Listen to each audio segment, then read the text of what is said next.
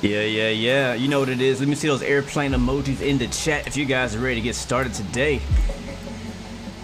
Happy Monday. Gonna start the week out right.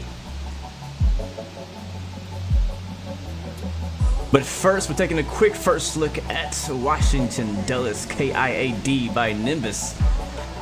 Taking a quick look around.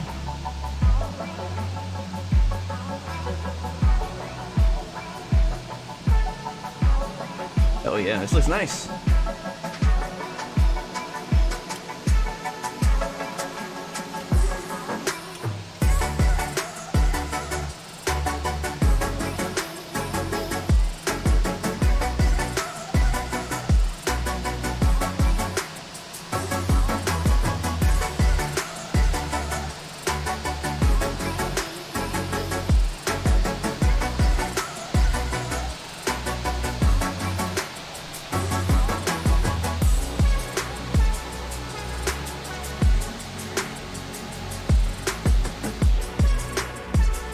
Alright, got some hangars going on over here.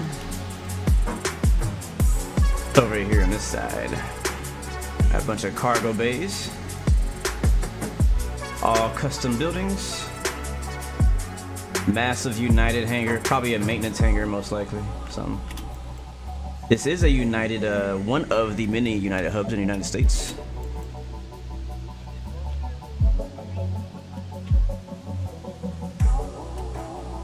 And we got FedEx over here.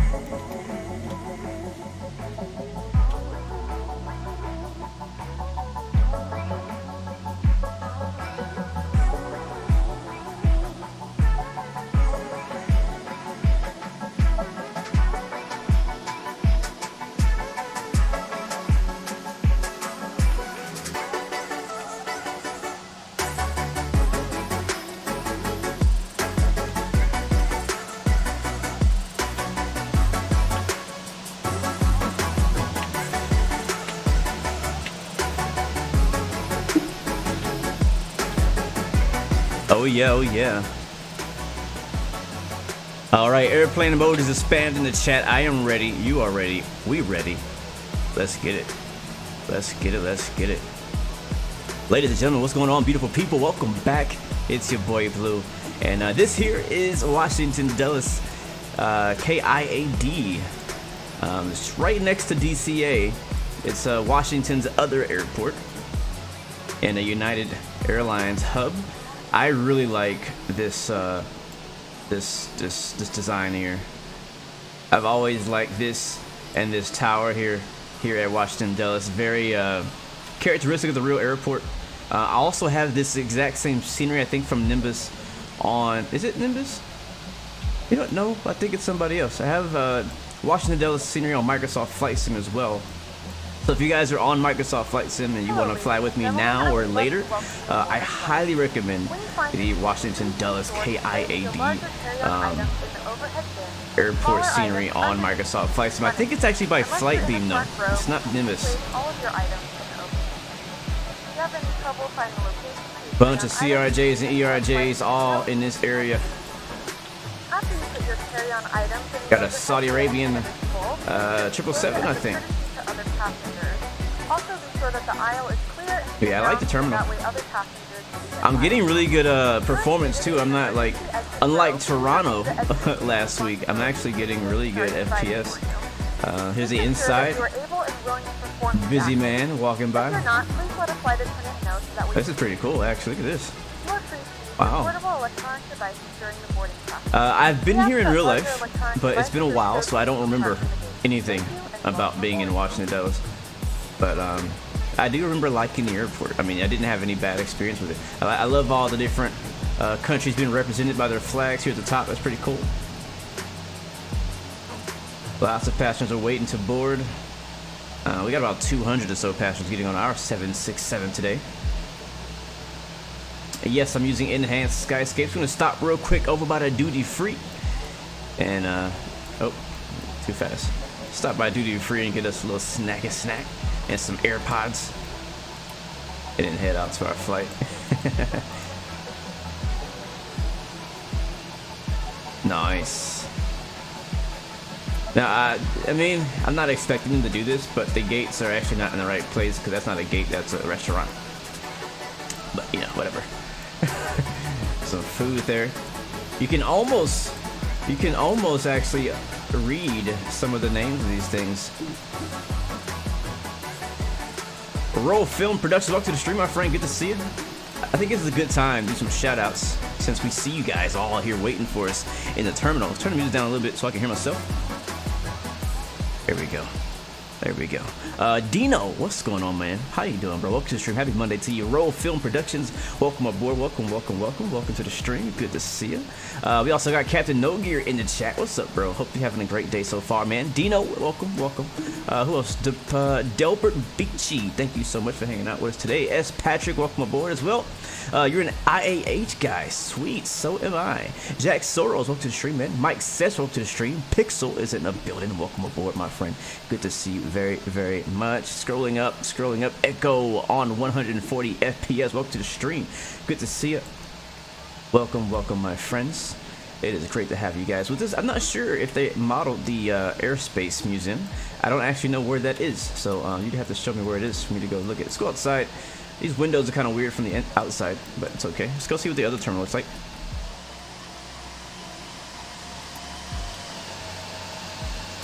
Spotting TOV, welcome to the stream as well. Good to see you. James, hello. I don't know if this one has an interior. Oh, it does. Oh, wow. And it's like not the exact same. Yeah, this one looks a little less legit, but you know, we're gonna spend very little time in here.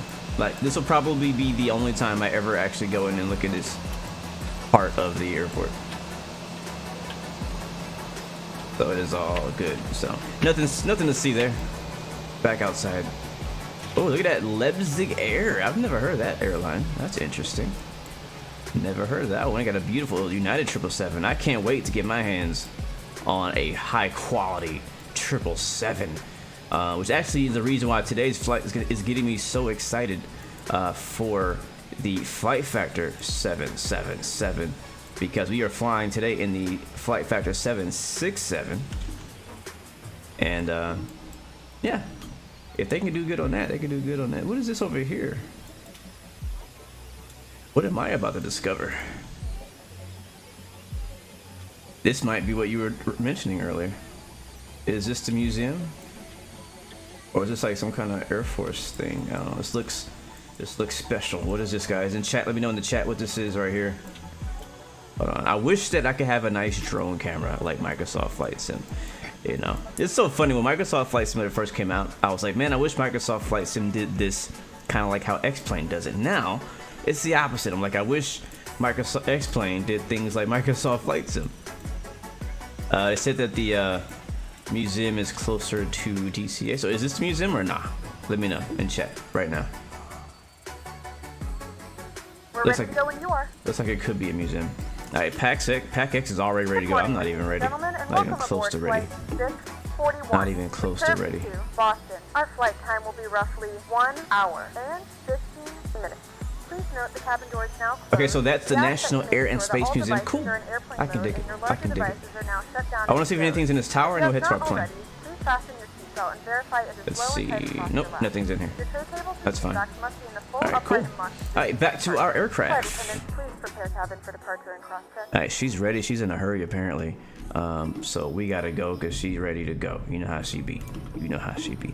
So, alright, so we are in, like I said, we're in the FlightFactor 767-300. Rocking the new United livery as of 2019. We're getting loaded up with passengers and all of that. We got fuel there and all of that.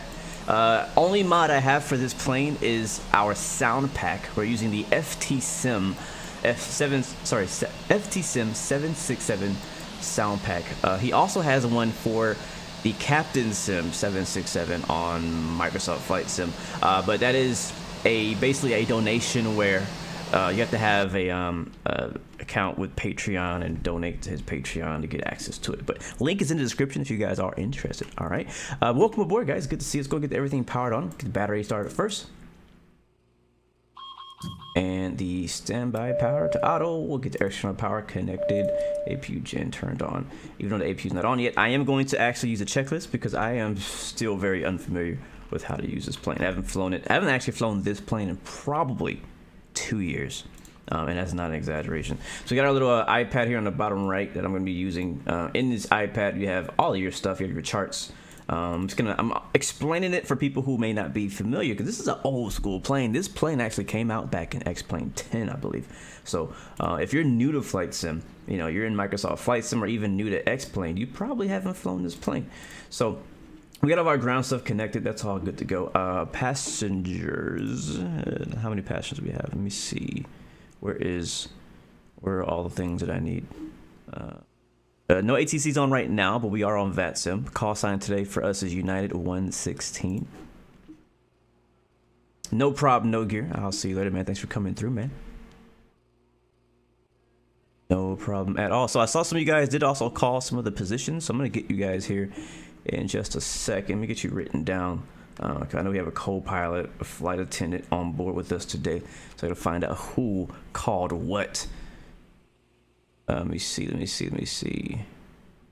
Echo is going to be our flight attendant today. So I got you, my friend. Thank you very much for helping us out on board. Echo is our flight attendant. Let's see who else we have. Operation Sim is not going to be pilot. I will give you co-pilot, though. I'm the pilot of this ship, my friend. Operation Sim, I got you, though.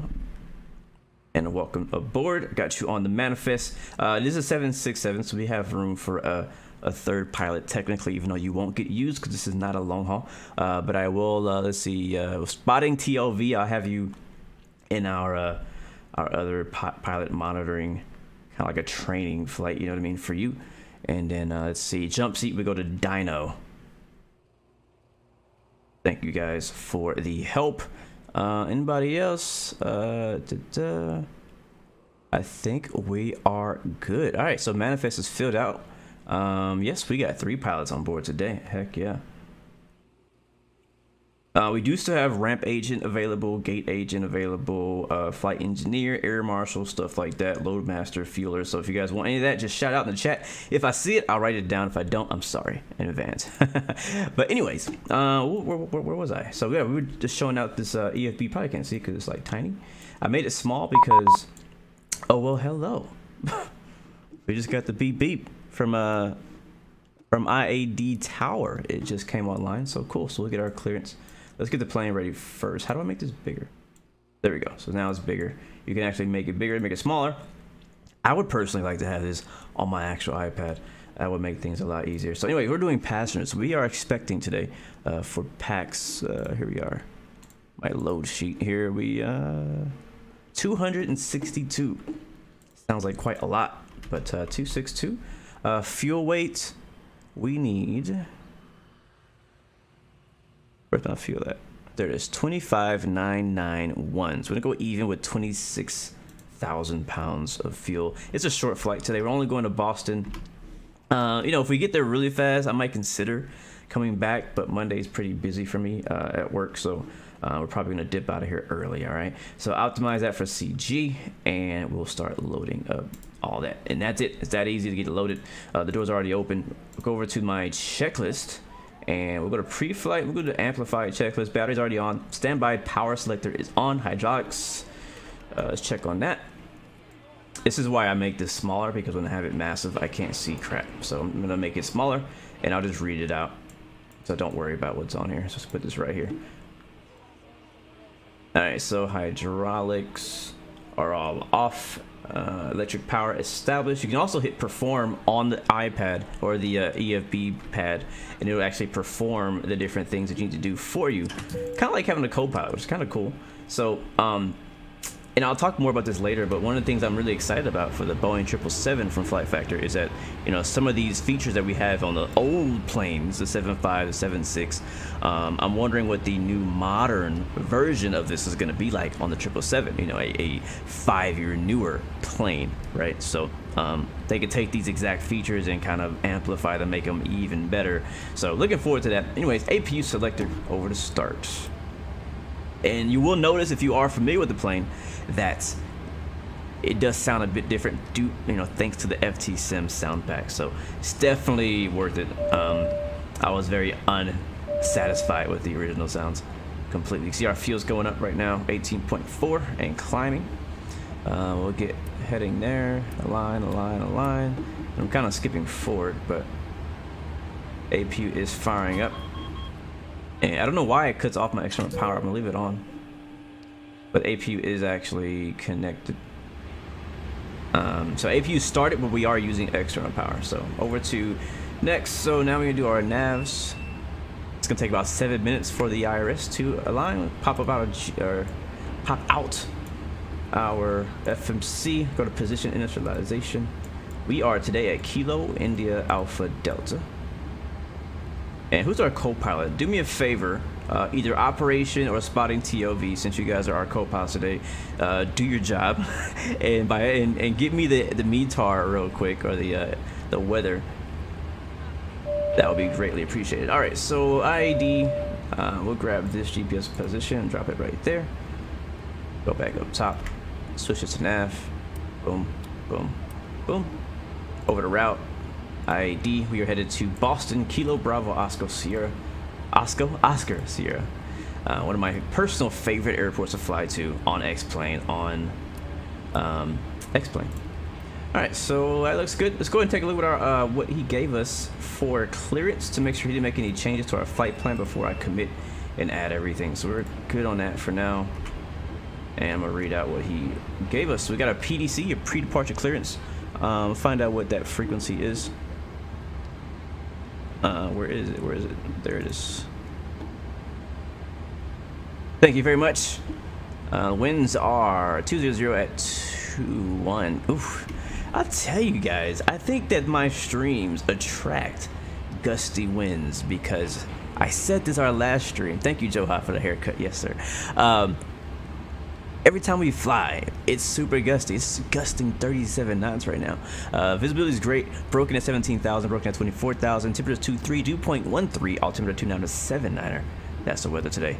And we do have an ATIS too, so we'll grab that. But our pre-departure clearance, United 116, transponder code 5674. We're cleared up to 37,000 feet today, going to Boston. We've been approved. Our route is a Jacoby 4 via SWANN transition. And then as filed, altitude restrictions maintain 3,000. Departure currently offline. Expect to monitor Unicom at 2.8. This message serves as your pre-departure clearance. You do not need to reply to this. Contact Dulles Tower at 120.1. So we'll grab that real quick. And also, it's a good time to show you guys what we're rocking today. So once again, we're rocking the TCA from Thrustmaster the Yoke. Absolutely love this thing. And we're also using the Honeycomb throttle, Bravo throttle, with our Logitech radio panel. So I'm gonna go over here and put in that frequency for our tower. Actually, you know what? First, we're gonna grab ATIS. So 134.85. Now I love this radio panel, but I have not been able to get it to work on Microsoft Flight Sim in like a million updates. So I'm not sure if we're gonna. Oh, you know what we need to do? We need to go down here and pop that information. Kilo 15520 1200 and 21 gust 37. Visibility 10. Ceiling 17,000 broken. 24,000 broken. Temperature 23. Dew point 13. Altimeter 2979er. Arrivals expect ILS or visual runway 19er center. Runway 19er right. Departing runway 19er right. Runway 19er center.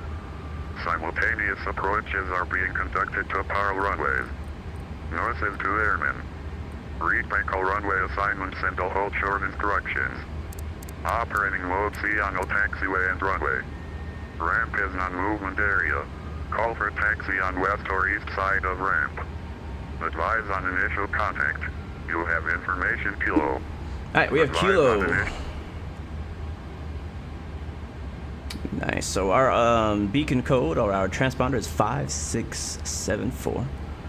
5, 6, 7, and 4. We're gonna hold off on squawking Charlie or going to TAR just yet. So they're departing runways 19er center and 19er right, I believe he said. We're probably gonna get 19er center. So we'll take a look at that here in a little bit. But let's go ahead and switch over to tower now. So 120.1. Is anybody in chat from the area? Let me know if you're from the Washington, DC, DCA, IAD, Dulles, whatever area. Let us know.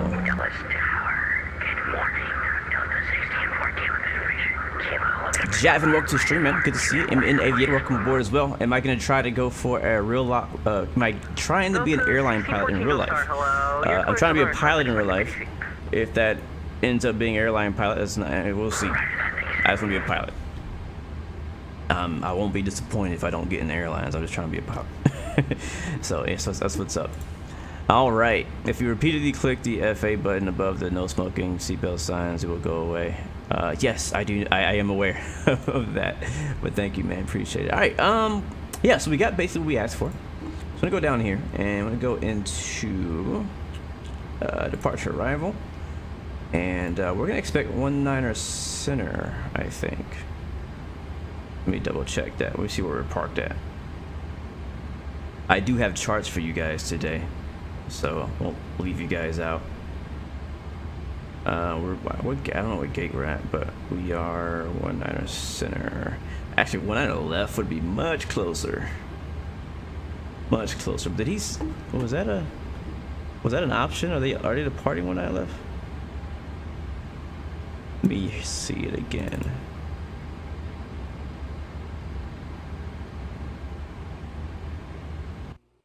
Oh, what?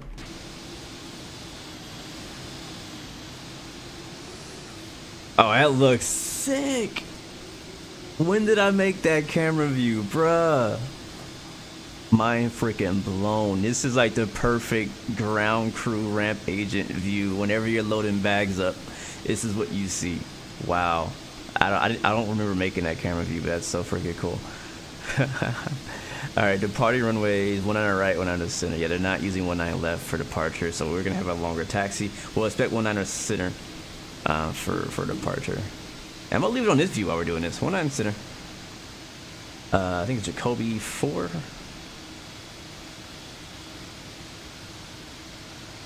Yeah. Is that what we're doing today? Yeah, Jacoby 4. Oh, look, a plane taking off.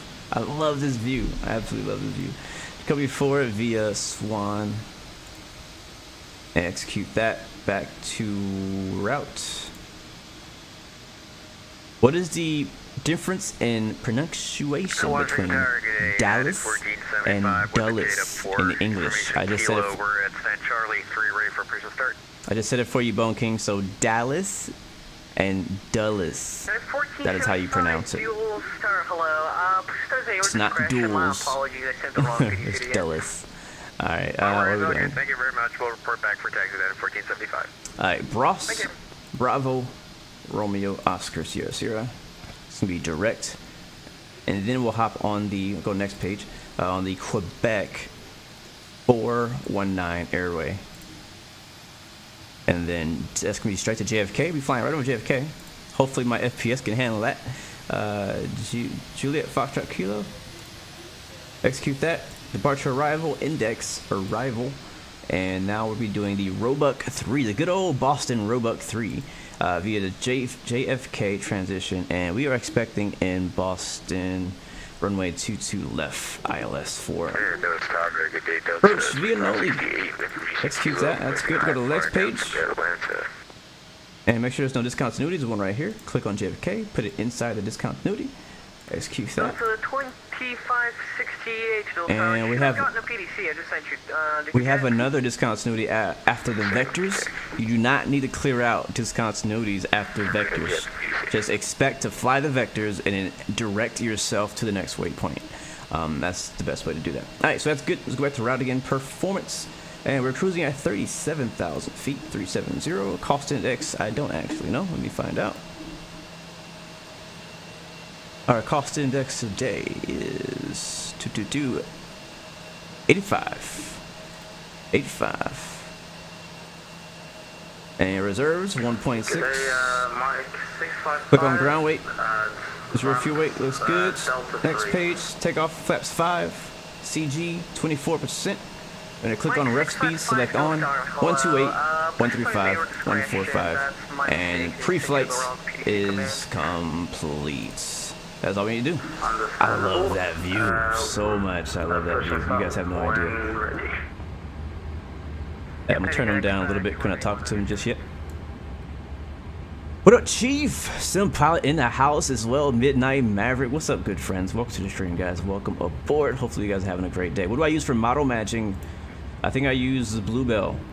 Yeah, I use Bluebell. But what you see outside is actually Traffic Global. These are AI models, so that's not VATSIM. This airport is not that busy right now. There's like 3 people here.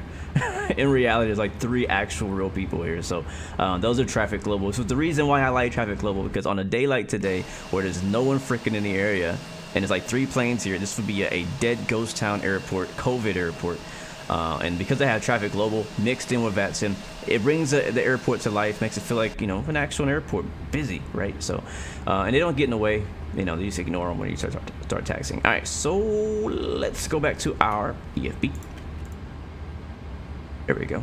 And back to our checklist because I don't remember how to do anything. So I'm gonna go perform. Let's see. All that's good. Next page. Yaw damper. On. Hydraulic panel. System check. Left and right. Pump switches. Which one is that? Is that yeah, I think this one and this one. I think, I don't know. Electric pumps will come on. Oop, auto. Those 2 on. We'll disconnect from the external power now. We are now solely on APU power. Alright, emergency lights. Armed and guarded. Passenger signs. Auto. What's that? Ram area. Don't have to worry about that. Fuel is good. Position light switch on. Wing light switch as needed. We don't need it, so we'll leave it off. Window heat. Up here. On. Auto rate. Set to auto.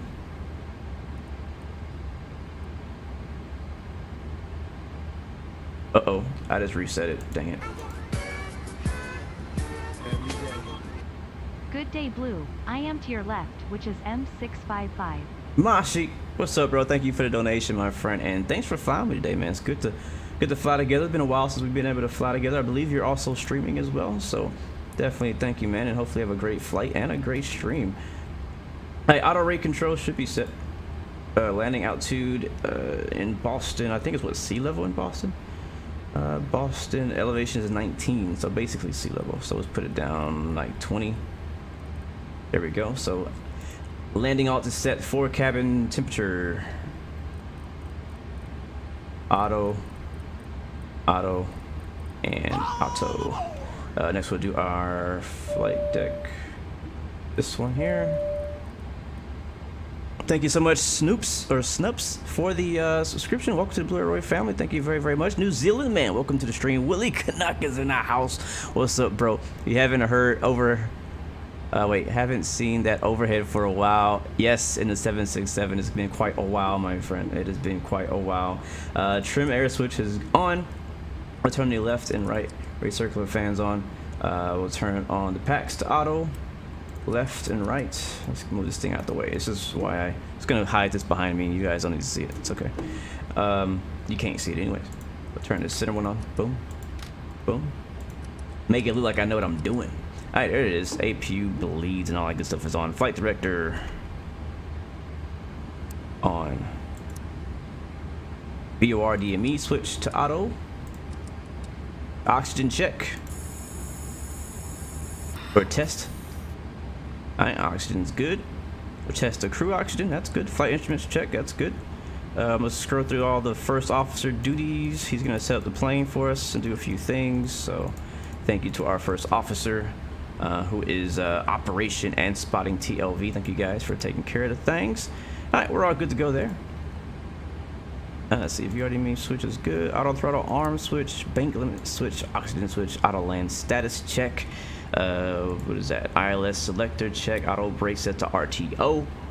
Alternate stabilizer trim switches. I don't know where that is. Flaps, we'll put our flaps down to flaps 5. There we go. Parking brake is good. Fuel control switch is good. Drain switch is good. HSIs. All good. We should now move to our before start procedure. So we are in a, we can push back as we want because we are not in the non-movement area, or we are in the non-movement area. Let's go ahead and remove all of the ground stuff. So shut the doors and remove all the GSE equipment. So hit remove all and goodbye. How are the interior sounds with the sound pack I'm using? They are an upgrade. They're definitely an upgrade. All right. All good. Let's go ahead and pull out our pushback truck. Ground to cockpit. Where do you want us to put you? And guys, I've been doing some research, and I'm not gonna make a promise, but it is a personal ambition of mine now, to make my own better pushback sound pack, which would be pretty sweet. So I've found some resources that I need to make it happen. All I gotta do is record myself. So as soon as I get the opportunity to do that, I will. 1907 I'm gonna push back nose to the east. So that's gonna be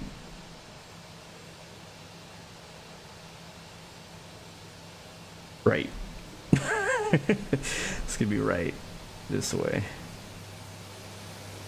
But yeah, I found some resources that I needed, some files and stuff like that to make it happen. So hopefully I can get that going. I won't be doing it by myself. I'm gonna have to contact the developer as well to help me out because I don't know how to do all the coding side. So all right, cool, look good.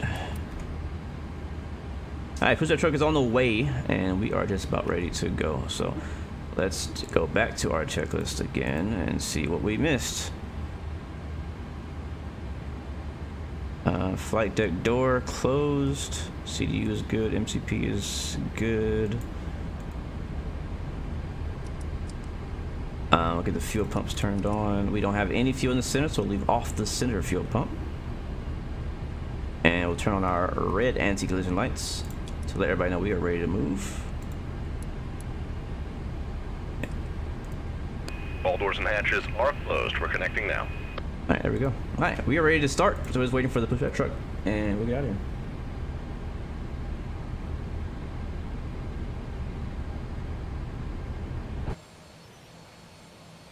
Oh yes, we are at Delta 7. I'm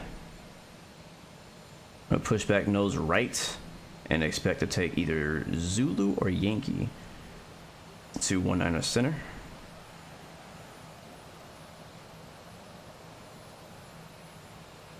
What up, Dahomey? Welcome to the stream, man. Good to see you.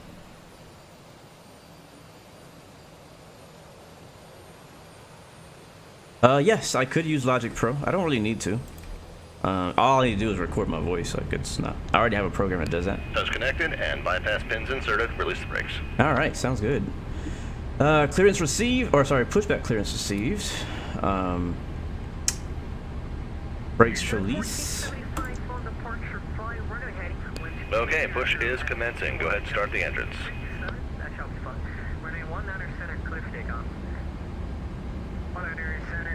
Alright, we are pushing. I wonder how late we are on Pack X. They're probably already pissed at us. Yeah, our expected departure is in like 20 seconds. New Zealand, what's up? Do I have any recommendations for a cheap PC that can run X-Plane or for Microsoft Flight Sim? That's a good question, my friend. They demonstrate the safety features of our aircraft. You will notice a light illuminated above your seat. When this light is illuminated, please fasten your seatbelts low and tight across your lap. To fasten, insert the metal fittings into one another and tighten by pulling on the loose end of the strap. To release your seatbelt, lift the upper portion of the buckle. We suggest that you keep your seatbelt This fastened throughout airport the looks flight as really we may good, experience guys. unexpected turbulence. Oh, that's Please take a few you. moments That's to now Moxie locate one right of the there. several emergency I was like, I've exits on never this seen that aircraft. livery. Cool. In some cases, your nearest exit may be I'm behind gonna fire up you. engine 1 In case of first. an emergency and we need to evacuate So the we'll aircraft, go there is lighting on the floor that will guide you both towards the brown In the event of a deep packs off. infection, an oxygen mask will drop in front of you.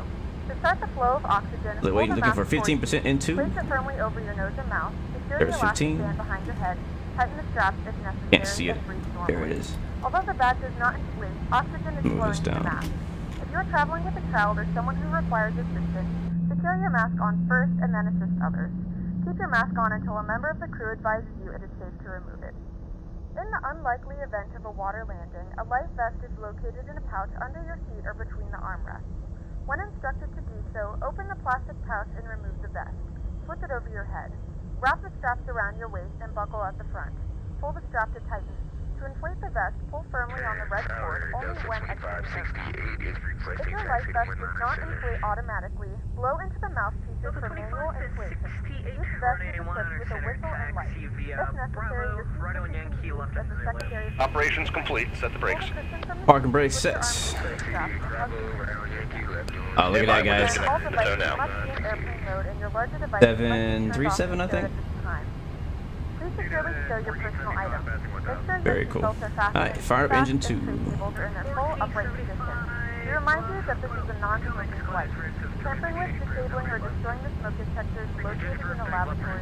And there's 15. All of this information and more can be found in the safety card located in the seat back in Alright, we are front. squawking Charlie. Just reading this and letting We us have have any questions. Thank you for the flying with latest us today, and we hope ATIS. you enjoy The your latest ATIS, I like that. Legs. Uh-oh. Why is there nothing in my legs page? Okay, there it is. Over the route. Perf. Take off. Dulles Tower, United 3657, fully established. ILS. Alright, beautiful. Just disconnected and bypass pins removed. Signals on the left. Have a good one. Alright, looks like our right engine is stabilizing. And we got the truck on the way out, so we'll watch on the left for the flag.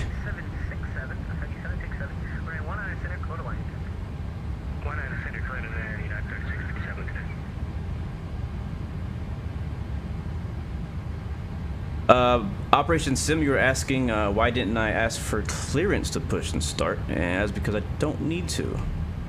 There he is. There's a flag. I don't need to. There's no ramp control online.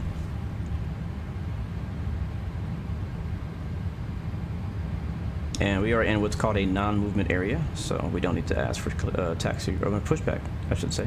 Back to the checklist real quick. We've already finished all of the required things for engine start. Now we'll turn the APU selector off. Engine anti-ice is good. Pack control, back to auto. We'll turn off our left and right isolation valves as well as APU bleed. Our flaps are set. Transponder is on and checked. Taxi light's coming on now. And we are ready to taxi to, we don't need to ask for taxi until we get to the end of this ahead of us. So, releasing the brake. And let's go. Roger, roger. Alright, give me gas.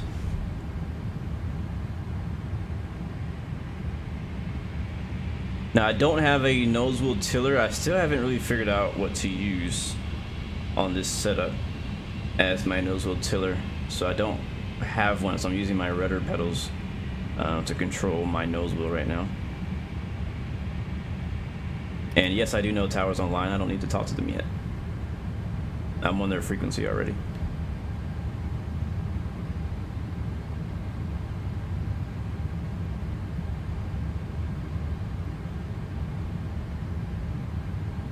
And oh.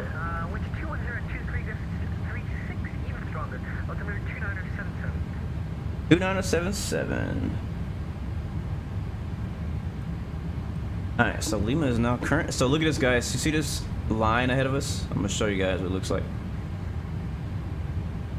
This is a line. This is basically where taxiway starts. So right now we're in what's called a non-movement area. In a non-movement area, you don't need to ask for pushback, taxi, clearance, or anything. So at this point is where we're gonna go ahead and ask for our taxi clearance. After I get the new weather, he just said weather updated to Lima. So we do have Lima. I'm gonna turn him up a little bit. Hopefully he's not too loud. And let's go. Actually, make me get ready to actually copy the clearance because I gotta say it back.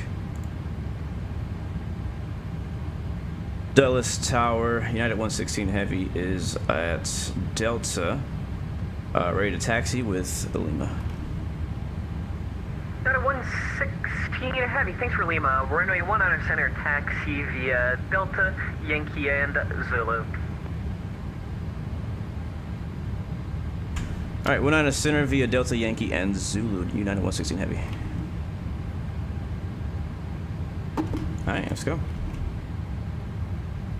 2568, you ready to take off? 2568, we are ready to take off. Delta 2568 on departure flight heading 220, wind 2. What up, Phoenix? Welcome, bro. Hope you're having a good day, man. 19 center, you're cleared for takeoff, no delay. Traffic zone 5 mile final. 220, clear for takeoff, no delay, that's 2568. United 3657, traffic's gonna depart prior to your arrival. It's May 320. Wait, what did you say? Delta? Copy that, we have them as United 3657, thanks. Oh, shoot. Yankee's over here. Yankee, Zulu. Okay, yeah, so that's straight.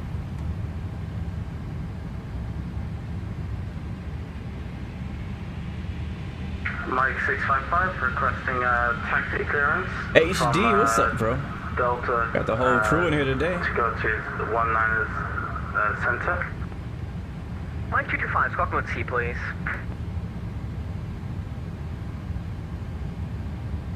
Mashi's on the chat. They got an A320 taking off, I think. Is that a 7.3? That's an A320. I love being at an airport, right, in the sim, and it feeling alive. Like, you know, whether it be a busy VATSIM event or AI traffic, just seeing planes taking off and landing constantly. You know, kind of plane spotting out the cockpit window. I always enjoy that. Denise, welcome to the stream, man. Good to see you. XP72 is in the house. Ladies and gentlemen, welcome, my friend. Welcome aboard. We are flying a 767 by FlightFactor for the first time in probably 2 years. It might be less than that. I might be exaggerating, but it feels like it's been forever. We have flown the 757 about a few months ago, but I think since Microsoft Flight Sim came out, I haven't flown this plane. Been a while. We're enjoying the new Washington Dulles Airport scenery, and I love it. I've been waiting for this for a long time. I've always been a big fan of Nimbus's airports. Nimbus Atlanta, Nimbus Chicago, Nimbus Miami, and now Nimbus Dulles. Nimbus Washington Dulles. Tower low, Delta 1434 with Lima, push and start. We're gate Bravo 25. Is that Captain Canada? Delta 1434, Dulles Tower, hello. My apologies, sir. I sent the wrong PDC command. Push and start is actually at your discretion. You can expect 19 center. Push starts on us, thanks, and we'll get one. I always preferred the 757 personally. I've always preferred the 75, but Mike 655 on. I don't know. Lately, I've been digging the 76. I see a lot of 76s in real life. In this exact delivery, we got a plane landing right there for the 737. Via Yankee and Zulu. Is Nimbus doing JFK? I don't know. They might be. Taxi via Yankee Zulu to 19 center. And touchdown, 737. Looks like a 700. 655. There it is. Nice landing. Mike 655, it is Lima, came up not too long ago. Let me know to have it. Have I found a good 757 for Microsoft Flight Sim? No, but there is one or two currently being developed. There's a couple being developed, so I don't know how long we gotta wait for that. 1614, thanks for Lima. Push at your discretion. My apologies. All right, bring out the checklist again one more time. Before takeoff checklist, taxi lights off, white anti-collision lights on. Transponder, TARA is already set. Auto brakes to RTO, wind lights switches are on. Alright, left one able, hold short of Yankee, United 3657, thanks. And we'll hold off. We're not quite there yet. We got a couple more intersections to go, but we're almost there. Oh, should be number 1. No traffic ahead of us. Brian, yeah, there's definitely less people who join on Twitch, but you know, it doesn't matter to me. Wherever you are, as long as you're watching. I do not use reshade or X Vision or any extra things that make things look different. Alright, so a quick drive-by here in the bushes before we get to the taxiway. 3657, do you have a preferred parking So let me spot? see those airplane emojis in the chat. If you guys ready to take off. To, the Delta gauge. Sorry, we're gonna go to the D terminal. This is getting me very excited for the 777. 1657, Roger. Give Very way excited. to 777, passing left to right, correction, right to left. And taxi to parking of the Yankee and Echo. Good day. Alright, hold brake. Give way Here to comes the Zulu. 777 is gonna go Yankee Echo to the gate, United 3657. At 116 heavy on departure flight heading 280, wind 21023, gust 36, runway 19 center, clear for takeoff. Heading 28019 center, clear for takeoff. Delta, sorry, United 116 heavy. Identity crisis, I see. Alright, he said heading 280 on departure. And all lights are gonna come on. Ladies and gentlemen, it is time for the main event. Line up on 19 center. Hold before departure. Heading 280. What's gonna be a right turn? And run them up.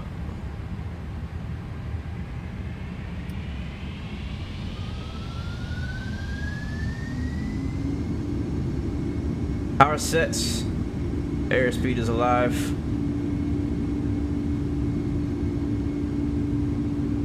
80 knots.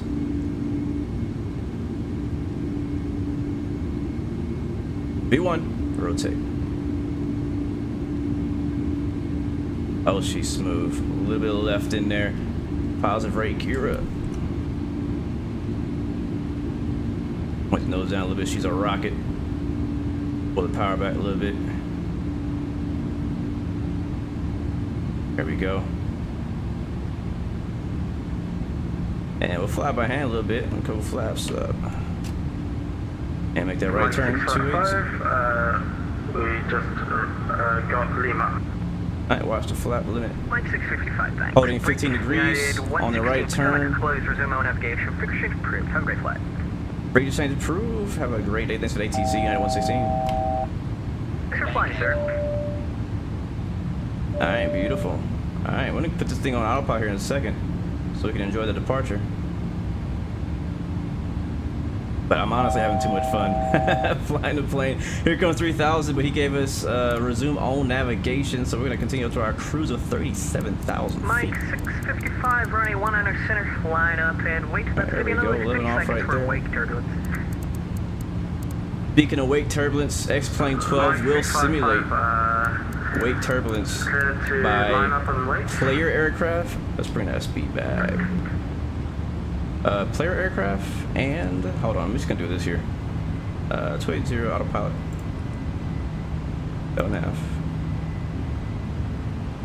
655, want to confirm. And 37,000.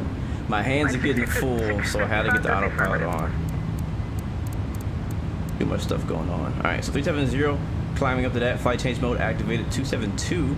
VNAV now on. Mike 655, actually I'll tell you what. On departure flight heading 280, wind 210. Zoom out a little bit. 36, And runway 19 center, clear for takeoff. we got vectors, so we're gonna be vectored in this direction. Matter of fact, hold on. Heading 210. I'm gonna go heading mode again. At moderate.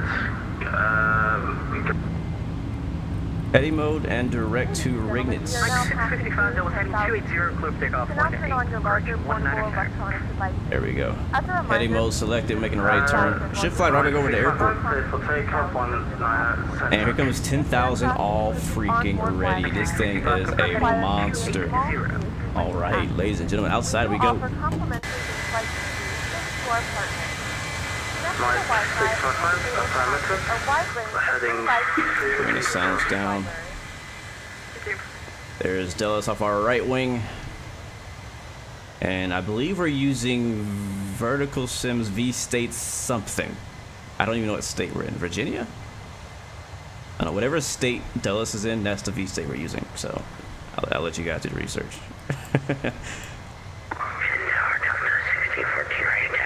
Beautiful.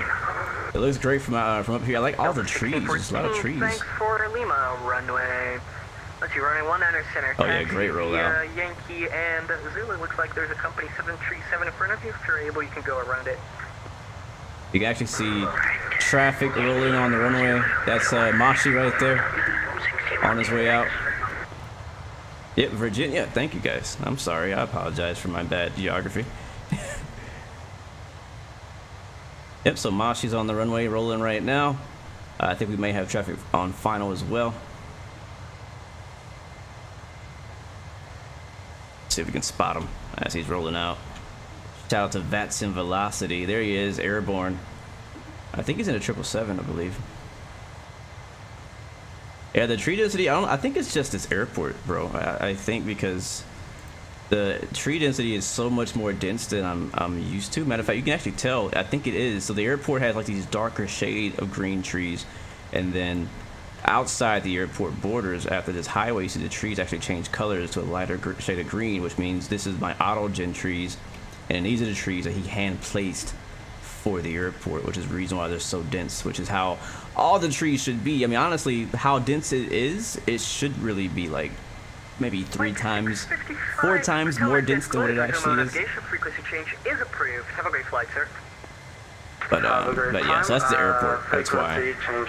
But I think for people who make airports, developers, I think it's really good and important to take control of the area around the airport and make it more dense if you can. You know what I mean? 1434, runway 19 center, taxi via.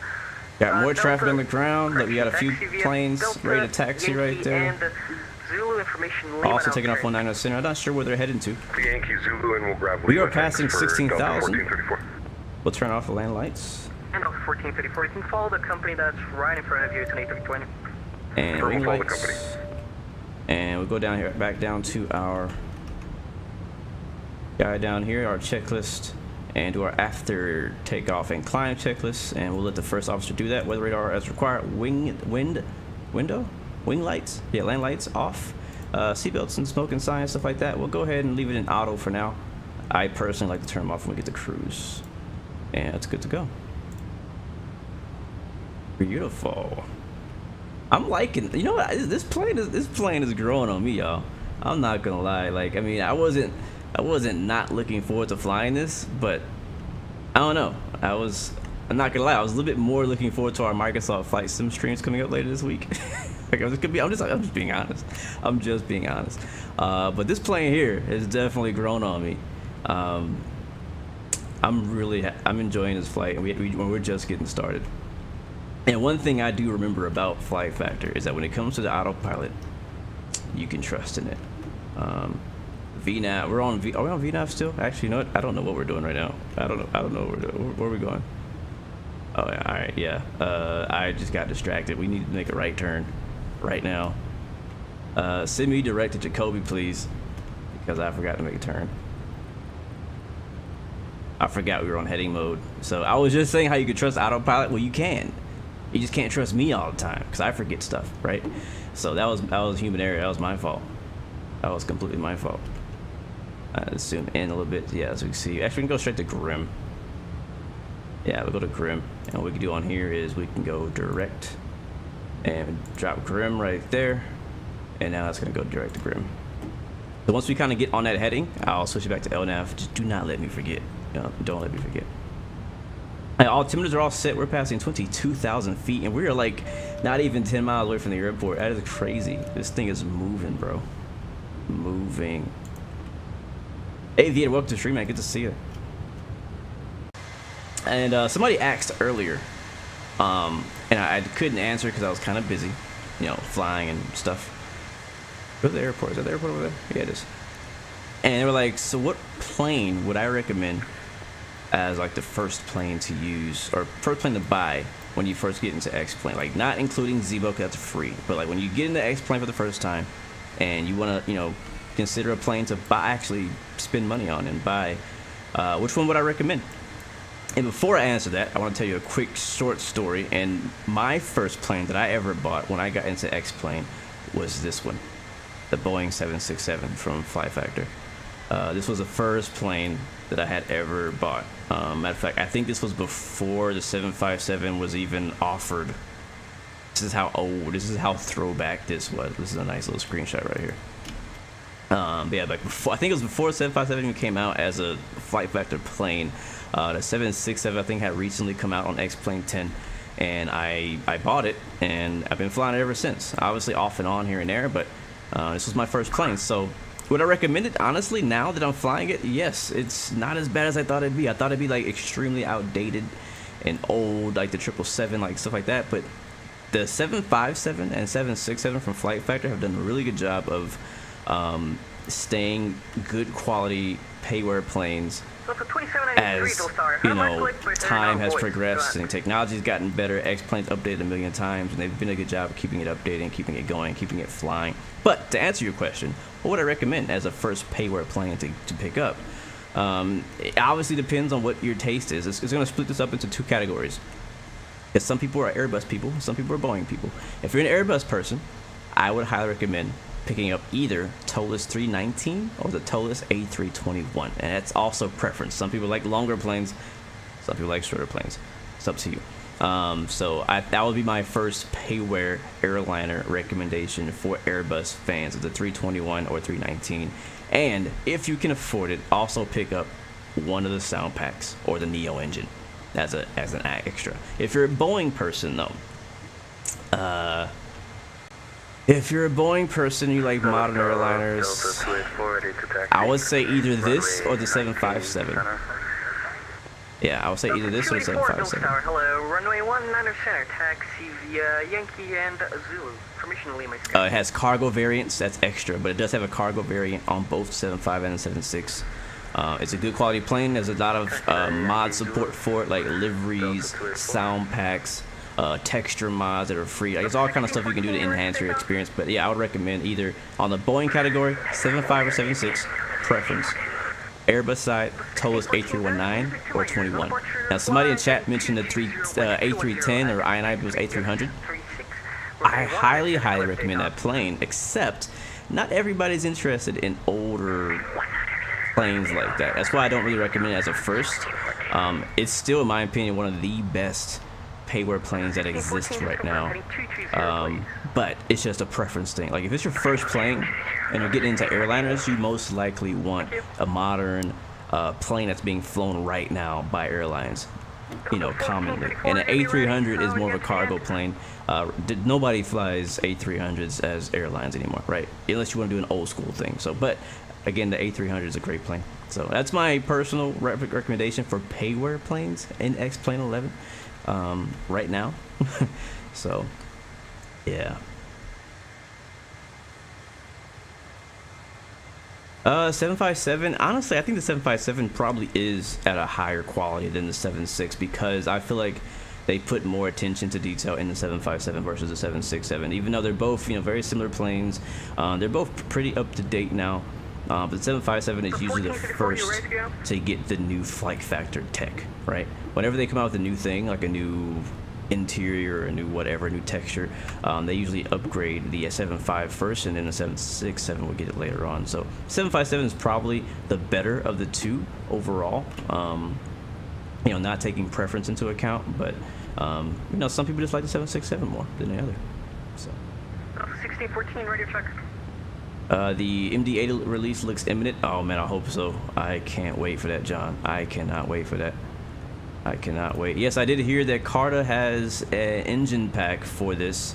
I have the engine pack that we used, I think it was last week, for the 321, and it looked amazing. It looked freaking amazing, but it was not easy. It was a headache to install. Definitely a headache to install. And I didn't really, oh, you know what I forgot to do again. You guys are so distracting, yo. We supposed to be flying the freaking flight plan. I'm talking, and I keep forgetting to turn on LNAV. 2793 holding short of Zulu with information Lima assigns. It is clutch 3. So yes, autopilot's doing exactly what autopilot has been told to do. 1434, Dulce down. But I'm not telling it to do what it's supposed to do. Yes, we can. Let's talk X-Plane 12. Just give me a sec. Let me focus on the plane for a second, and then we'll talk X-Plane 12. Go straight to Gross. Zulu give way to a United 737 left to right. Taxi 19 center by I'm making a left turn. We are now cruising at 37,000. That was fast, man. 1434 at 1434, Dulce Tower. Go ahead for the 1434. 1434, you ready to go? Confirm, ready to go. 1434, I'd love to hear that. Runway 19 center, line up and wait. 9 center, line up and wait for Delta 1434. It may be safe to do it, but I want to wait till we kind of get on the heading to the waypoint we're going to before I turn on LNAV, just to make sure it's going to do what I want it to do. I do agree the MD-80 is kind of in the same boat as the INI builds A300. They both used to be flown very commonly as airliners, so you can fly them as like a legacy airliner or a throwback flight. But in reality today, the MD-80 is only being flown as cargo, which for me sounds good because I love flying cargo, which is also why I love the A300. So I think, man, yeah, that's gonna be great. I'm looking forward to the MD-80. I've been waiting for that for years.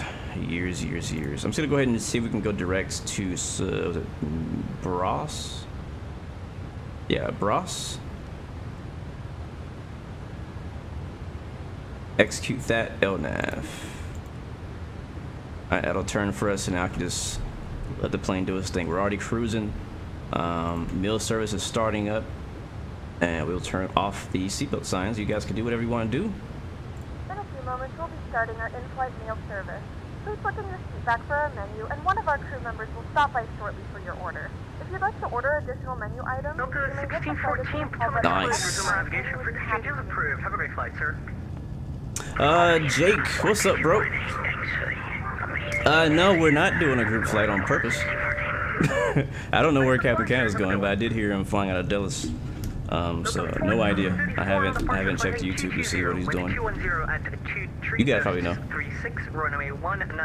But he departed, it sounded like right after us. On departure heading 22019 center, clear for takeoff. And stand by, guys. I'm gonna go let the dog in. 284 behind the company, runway 19 center, line up away.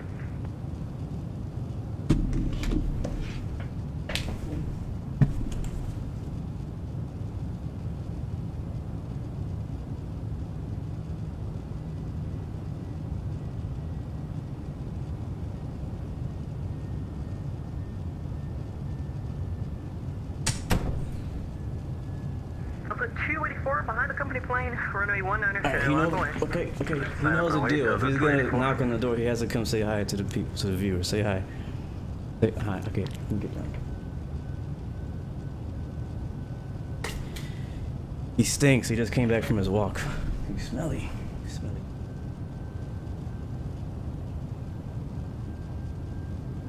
All right. Did I miss anything? We good? Are we alive?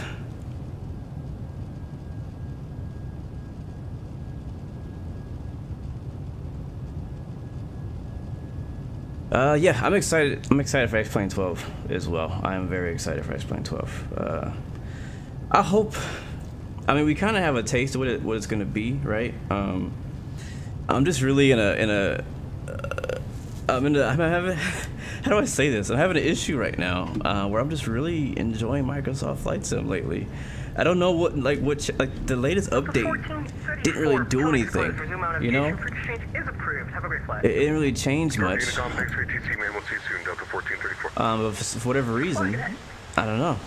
I'm just loving some Microsoft Flight Sim. So that leads me to X-Plane 12. I'm looking forward to that, but I just don't know that it's going to replace what Microsoft Flight Sim gives me, you know? I don't know. Delta 284. And 3657 behind Delta A320, runway 19 center, line up and land. Line up away, runway 19 center, United 3657. Turn them down just a little bit. Hey, where's Captain Canada flying, guys? Let me know. Chat. I'm just curious. What do I recommend? The Flight Tampa or the Reg Designs Toronto? So here's the thing. I've been discussing this with multiple people since I've flown there, and they both have advantages. The biggest advantage that Reg Designs has versus Flight Tampa is that their airport is actually the updated layout, like the updated version of the airport as of like probably this year, right? The Flight Tampa is an older version. A lot of the buildings are not supposed to be there anymore. I don't know if the airport layout is exactly the same as far as like the taxiways and stuff like that. But from what I hear, it's out of date. Basically, Flight Tampa built the Toronto scenery years and years and years ago for P3D or FSX, one of them. And the version we have on Microsoft Flight Sim is that same version. It's just converted to Microsoft Flight Sim. So they didn't actually update or go out and take any new reference photos, you know. So that's kind of the downside of that. But Flight Tampa's version, quality-wise, just looks much better. The textures are higher quality. The ground textures are nicer. All around it looks better, in my personal opinion. For me, someone who is not familiar with Toronto, and I would never have known it was out of date unless somebody told me. The newer one, I like it better, but the Reg Designs has a lot of potential. And I feel like because Reg Designs is such a new developer, that I think that unlike Flight Tampa, I think Reg Designs is actually going to improve that airport, and in a few weeks possibly it will be a better version of Toronto. They're going to come back, listen to community feedback. They're going to fix all the FPS and performance issues. They're going to fix all the, or not fix, they're going to improve the ground textures and make those look better and more high quality. Yeah, if they fix those few things, it'll be easily a better version than Flight Tampa. So I'm hoping they do. I hope they do, because I really doubt that Flight Tampa is going to make any changes to theirs. Now, Flight Tampa does need a little bit of performance to fix a little bit of performance as well. I did not get the best performance from Flight Tampa. It was better than Reg Designs, way better, but still, I was still getting some stutters myself. It could just be my PC. I don't know. But yeah, I think we're going to see more change from Reg Designs than we'll see from Flight Tampa. So if Reg Designs makes the changes that the community is asking for, then it will be easily the better option. Delta 2793 on departure, heading 220, wind 210, 23, gust 36, runway 19 center, clear for takeoff. When you make the longest flight in the world on YouTube, you get a lot of subs, but it's really hard because you do 2 parts.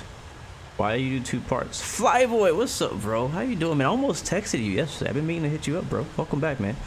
Good to see you. I did a flight yesterday or last night, and I wanted to invite you out, but I just forgot to hit you up, man. Sorry, but good to see you, bro. Welcome back. Hopefully you're doing well. Been seeing your Instagram and stuff. We're hopping into 767 today, headed to Boston. What city is this here in front of us? Wait, is that DCA? Are we flying over DCA? Hold on, where we at? Let's bring up the map, guys. Where we at right now? We'll go back to live map.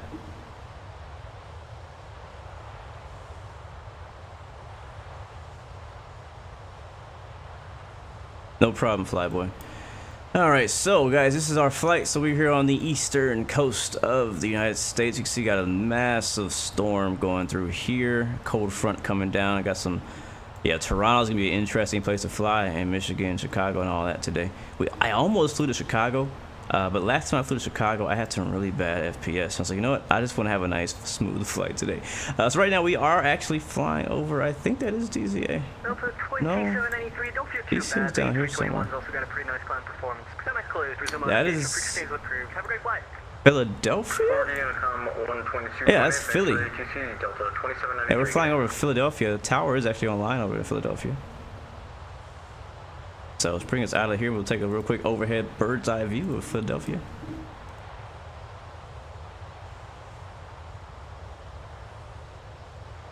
YouTube has a 12-hour lock. I thought that 12-hour lock was gone. I'm not sure. I never tried to stream that long, and I don't really plan to. But yeah, I didn't know that 12-hour lock still exists. So I believe that is Philadelphia's airport down there. I do have some custom scenery for it.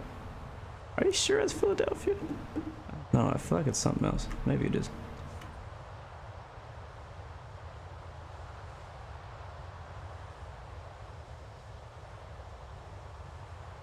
What's my favorite airport scenery for X-Plane 11? Boston. Where we're going right now. My favorite. Draft, dual star now closed. No further ATC available. Aircraft on this frequency change to advisor is approved. Have a good day. See ya! See ya. Alright, we're switching over to Unicom. It's like they hear like kind of like the ATC in the background. It's always nice to have a little talking back there. It's definitely Philadelphia, Philly right underneath us. The ortho is kind of choppy. As you can see, you got some higher quality areas, some lower quality areas, but it's all good. I think that's downtown. Now, areas like this is where Microsoft Flight Sim really excels, because we will be getting all of this scenery be popping in right now. But yes, back to X-Plane 12. So I mentioned on takeoff about the wake turbulence. I'm actually really excited about that, because you know, we always hear about wake turbulence from the VATSIM controllers. They always say, you know, hey, caution wake turbulence, heavy Boeing 767 taking off on the runway, whatever. Which is cool, but it doesn't really matter in the sim. But with X-Plane 12, it's supposed to have native wake turbulence, and that includes AI and multiplayer traffic from what I read in their website. So if you're on VATSIM, it should also work. I don't know if VATSIM themselves need to do something to make the wake turbulence work. I don't know how that works exactly, because also, you know, every plane has a different amount of wake turbulence, right? So you can't have just a generic wake turbulence on everything, because a 777 is going to have a ton of wake turbulence, and the wake turbulence also depends on the weight of the plane. Where's our top of descent? 133 miles, so it's not too far. That's what makes sure we don't miss it, because I've been missing a lot of cues today talking, but we have some good discussions and conversations, man. Alright, so we're good. We're 37,000 feet. We're level. We're cruising. And we have 133 miles to go until we descend. We'll be descending at 1806 Zulu, which is about 20 minutes from now. But yeah, so the wake turbulence is really cool. Looking forward to that. Also, I know Microsoft Flight Sim is actually working on this exact same thing, which is pretty cool. That's going to come out later this year, so we should have realistic wake turbulence on both of the main sims, and they're not the first to do it, because DCS World has already for a while had this feature of wake turbulence, which is pretty freaking dope. And the way it works in DCS is really interesting. The way it kind of disrupts your plane is really cool. Yesterday you did a long haul from Frankfurt to Vancouver. Wow. Really rewarding feeling finally getting there. It is. That's the thing about long hauls, is that they take a long time, but when you get there successfully, it is very rewarding. And it's also rewarding if you get there with a good landing. If you get there with a bad landing, you're like, it kind of breaks the satisfaction in half. You know what I mean? It breaks it in half. Like, you're satisfied that you made it that far, your sim didn't crash, everything probably went pretty smooth. Thank you, Chuck, for that subscription. Welcome to the Blu-ray family. Good to see you, man. Welcome aboard. But if you smash that landing, like, crap, I waited 8 hours to get here and get a horrible landing, right? So, but if you do a long haul and you touch down with the butter, that is one of the most satisfying feelings in flight simming. Which scenery do I use for Boston? I use Mr. X, or aka Short Final Designs Freeware Boston. You recently saw a documentary of North Philly drug hotspot. I haven't seen that documentary. I watched a lot of documentaries, but I haven't seen that one. But yeah, I'm not a bit, you know, I like, I can't say I don't like long hauls, but I don't do very many of them, mainly because time. I don't know.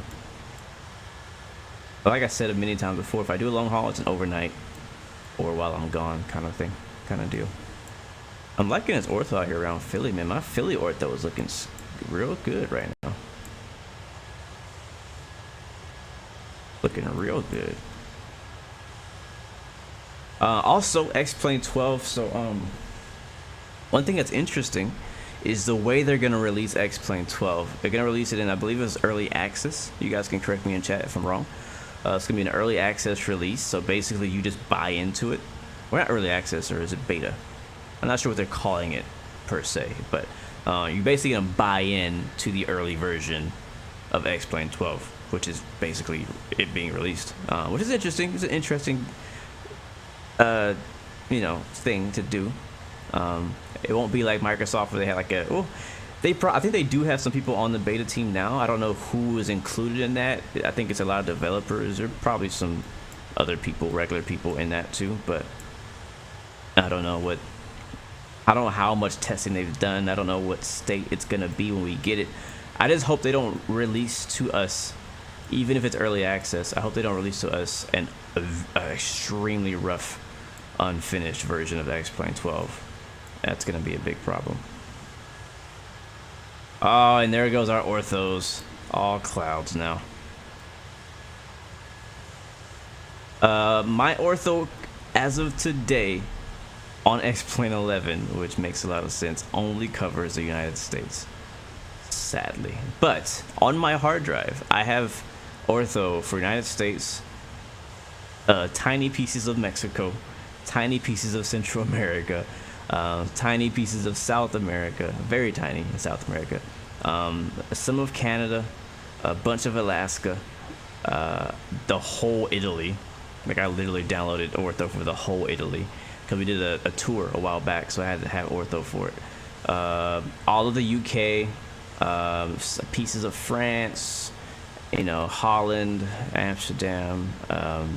There's probably a few in Germany, maybe. I know a lot of Switzerland, Austria.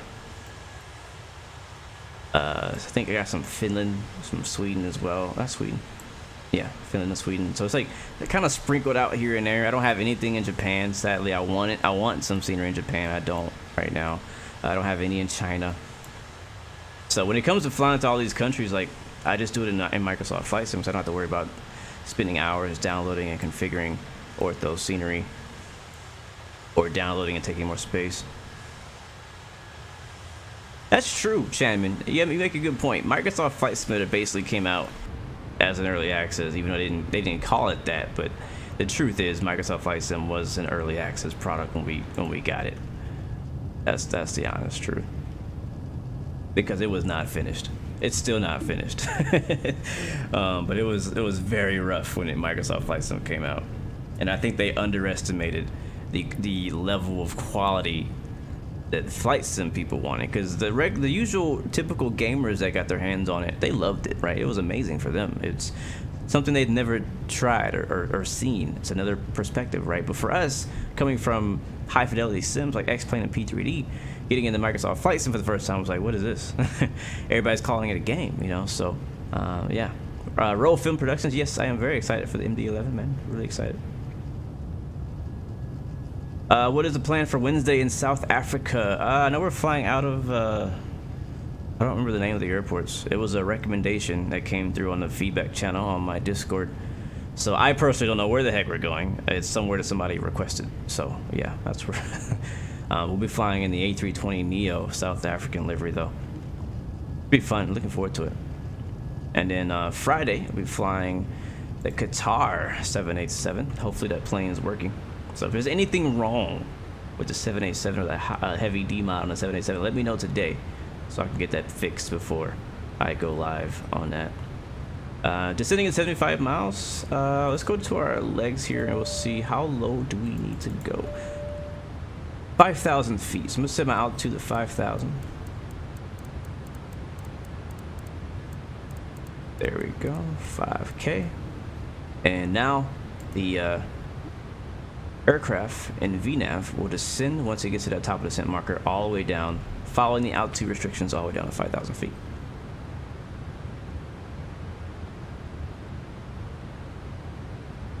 I don't agree, roll film. I don't, honestly. When people say, hey, I think Microsoft is the best VFR sim and X-Plane is the best IFR sim, I don't agree. I don't. I'm sorry. I used to kind of feel that way, but not anymore. And I think that our perspective on that is going to change when PMDG drops their plane and when Phoenix drops their plane. I'm like, all right, is this still VFR to you? Let's see. All right, we're flying over JFK, I think. Let's go outside. Oh, snap. Oh, snap. Look at that. Look at that. That is, hello. Look at that. It's got it. Oh, yes. New York City, ladies and gentlemen, off your left wing.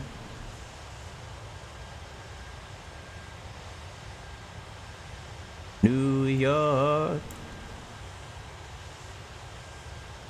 He's going to Atlanta. It's funny, I almost went there. I'm so glad I didn't now. That's cool. And underneath us we should see JFK. Hopefully it doesn't crash my... Yeah, there's JFK. I never fly in JFK because I get such horrible frames flying in JFK. Sadly. I really want to too. I want to fly in JFK. I want to fly in LAX. I want to fly into London. I might not be able to until I get a new PC or something. Shout out to all my New York people out there. Look at that, already dropping below 20 FPS just flying over JFK. That's freaking ridiculous. About to get kicked off the VATSIM for overflying JFK. Alright, yep, 10 seconds until we lose VATSIM, so I'm gonna turn my view to this direction. We'll enjoy the downtown, the Manhattan area instead of, I don't think the New York City part is fine. It's just the airport. There's LaGuardia down there. That's also why I don't fly to LaGuardia either. Like all the New York airports are just out of bounds for me because I just get bad FPS. Now if I fly a GA plane into there, it's a different story. If I fly like a really high quality plane like a 767, are we descending? No, we're not. Then I have a lot of issues. Yes, I do have scenery for Atlanta. I have Nimbus KATL.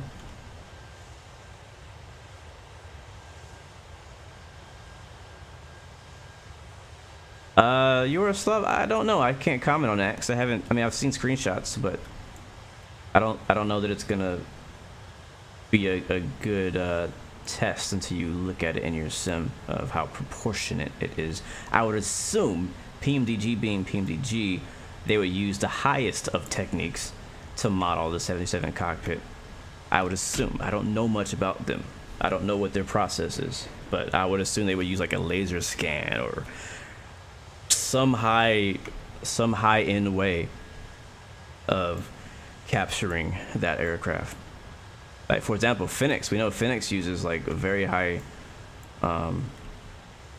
ways of capturing the model for their plane.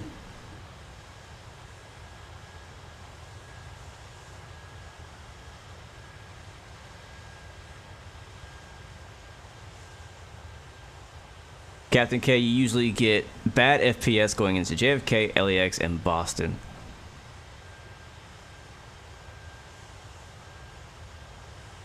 Huh, really? He said you put the airports on the top of your INI and it fixes it. That's interesting. I wonder if that would work for me. Alright, we are now 39 miles from our top drop. Just flying over New York City. Actually, now north of New York City, head to Boston. You're flying Portland to LAX. Nice, man. Yeah, I mean, I fly everywhere else. I mean, there's so many airports. Like, I mean, I don't feel like I'm missing anything, right? Like, I mean, yeah, I want to fly to LAX. I want to fly to JFK, but haven't we flown there enough? You know what I mean? There's enough people flying into those places. I like going places that are a little less discovered. Oh, airplane spot. Spotted an airplane right below us. Not sure what type. Looks like an MD-11, or sorry, 717, or a CRJ, one of those. I have not gotten your email, Wolf. I have not gotten your email.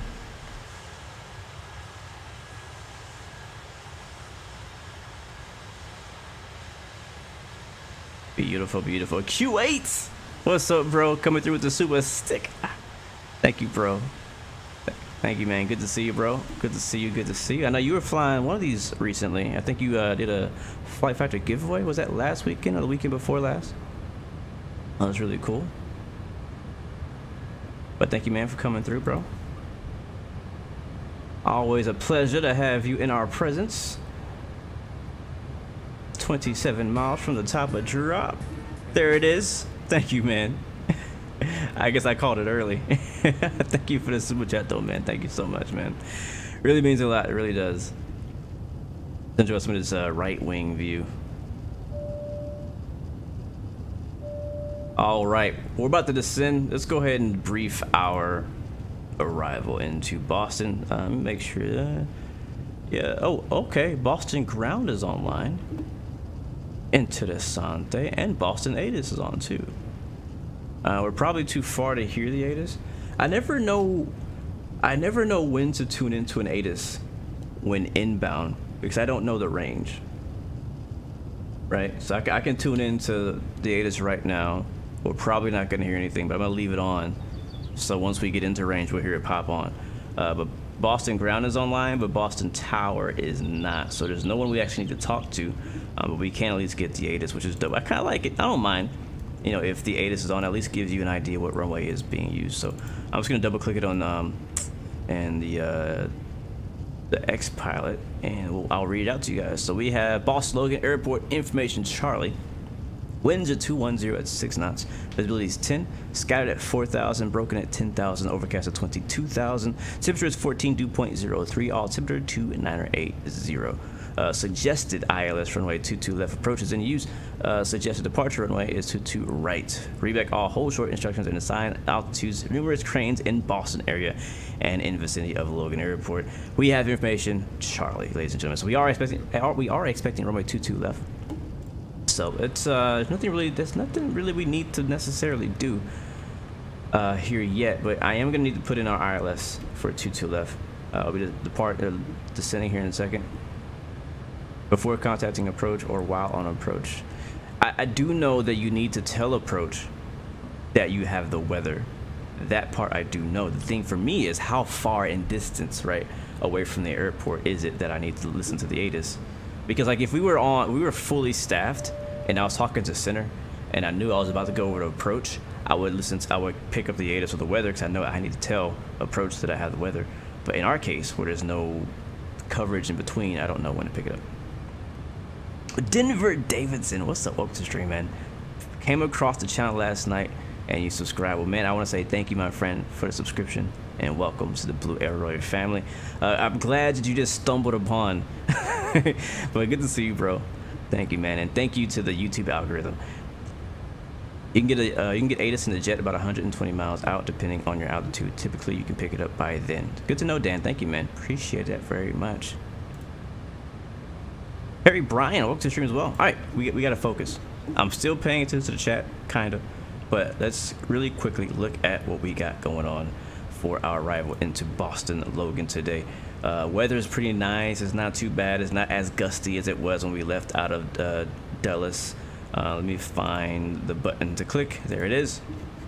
All right, so this is Sim Toolkit Pro, and within Sim Toolkit Pro, you can have an overlay of Navigraph. So we're gonna bring Navigraph up. I'm going to grab our charts. This is my old chart. I did a test flight last night from Atlanta into Dulles, and it went pretty good. I had to try it 3 times because it kept crashing. You know, that explains stuff. And I have a feeling that this is going to be weird and not work for me again today. Every time I try to show this on the screen, it doesn't work. Thank you so much, Q8. Thank you, bro, for the gold member status. Sweet. Thank you, my friend, for becoming a member, my bro. Thank you for all the love, man. Seriously, thank you for all the love and support. By the way, if you are a Gold member, anybody in chat, you do have special emojis, you have special icons next to your name, and it doesn't matter what level you get into, you all get access to a bunch of free behind the scenes and extra videos that I post. A lot of them are different types of games that I play. The recent video of the pushback and the discovery flight that I did, I have special versions of those in the member area, so check them out. All right, anyways, back to what I was doing. Let's try this one more time. Okay, it's not gonna work, is it? Well, can I refresh? Yes, we can. Maybe I need to log in again. Loading flight. Ah, there it is. 1754 Zulu. West 150 at 6. Visibility 10. Ceiling 6,000 broken. 15,000 overcast. Temperature 12. 2.4. Altimeter 2972. Suggested ILS runway 22 left approach in use. Suggested departing runway 22 right. All aircraft breathe I'll hold short and throw. Logan Airport. Alright, we already heard it, so we're gonna turn it off, but it is working, and we're about 100 or so miles, about 100, 120 miles away from the airport. We're descending already, but I have the charts up, so I'm just gonna talk you guys through this real quick. So we are descending via the Roebuck 3R nav arrival into Boston Logan via, I think our transition was JFK Kennedy here. This is us, the pink arrow. We're descending right now for below 23,000 and above 21,000 by Ruiz. It looks like we might make that. We're probably not gonna make that. I'm not worried about it. 17,000. So anyway, we're gonna continue. We're gonna go all the way. We're landing south, so we should end up going around the airport here, all the way to Tail, maybe. Is that what my flight plan says? Is that what I got? Yes, all the way around to Tail, down to 5,000 feet, 210 knots. That's vectors 035. Again, tower and approach are not online in Boston right now, so we will vector ourselves at this point, probably maybe even sooner, to jump onto the ILS runway 22 left via Noli, and that frequency is 110.3. I'll put that in as well here in a little bit, and it should be pretty straightforward. It should be pretty simple in theory. It should be a pretty easy approach, so nothing crazy going on here. Our decision height is 216, so, and then we'll land on 22 left, exit to right, when able, probably take Papa way down here and then cross 22 right to go to the ramp over here. So that's the whole plan for our approach. We are about 10 minutes out from touchdown, maybe 15. So that's the plan. Bring that down, move that out the way, and we'll just monitor the descent. Thank you again, Q8. I'll try to keep the blue side up. Thank you, man. That's funny.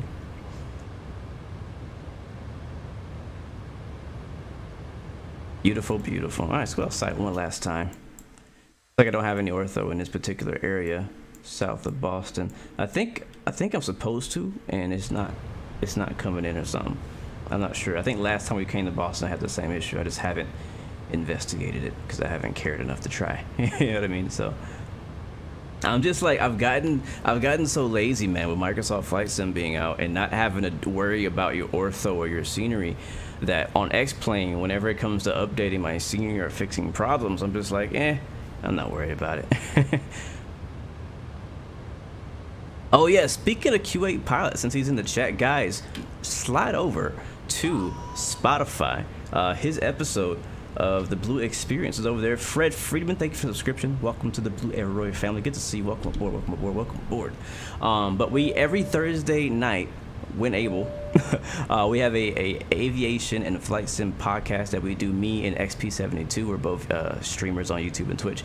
And we had Q8 Pilot on and had a really good episode. It was really interesting. I learned a lot. I was inspired. I was mind blown in so many different ways. Q8 Pilot's been doing this for a long time, and so it was really interesting hearing his perspective and how things have changed through the years. But yeah, it was a great episode, so check that out on Spotify. It's called the Blue Experience Podcast. You can also watch it on YouTube if you like, on either mine or XP72's channel.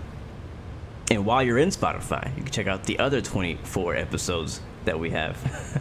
Or you could just jam out to my personal curated Flight Sim music playlist. All the songs that I use on my channel are all, not all of them, but most of them are in this playlist if you want to check them out. Is there any difference between the 757 and the 767 FlightFactor as far as hand flying? You know, I have not flown the 7.5 recently, so I can't really say much about how they feel, to be honest with you. Like if I were to do a 757 flight next, I could then tell you, hey, yeah, this feels a little different. So I don't know how different the flight models feel, how it feels hand flying. I know that I have not had any personal like complaints about how either of these planes fly. They don't. I wouldn't say they're like extremely ultra realistic on the flight model, but you know, it's flyable. It's definitely flyable. You see that contrail above us? Somebody flying ahead of us now. He's actually flying the same direction. He's not flying against us. I wonder if we could pick him up on a TCAS. I think I see him. No, I don't see him on here. Turn on data. We'll zoom this in. And we're looking okay. We are passing 21,000 feet right now. Coming up on Roebuck. Drag is required. We'll kick out the speed brakes. Leo Sticks, what's up, bro? Welcome to the stream, man. Welcome aboard, bro. We're gonna make it happen. We're gonna make it happen. We've been meaning to try to get together on some DCS World, and I was actually thinking about doing a DCS stream this coming Friday, but I changed to do something else, so we'll probably do that next week. But even if I'm not streaming, I'm definitely down to pick up some DCS, do some training missions and stuff like that. But yeah, man, good to see you, man. I've been checking out your streams and really enjoying your content, man. So keep it up, bro. Keep it up. The songs that I have on my playlist are not copyright free unless you have an Epidemic Music account. If you have an Epidemic Sound account, then they're free for you to play in your streams and in your content, but you can't use them. I mean, you can listen to them, but you can't use them if you don't have an account.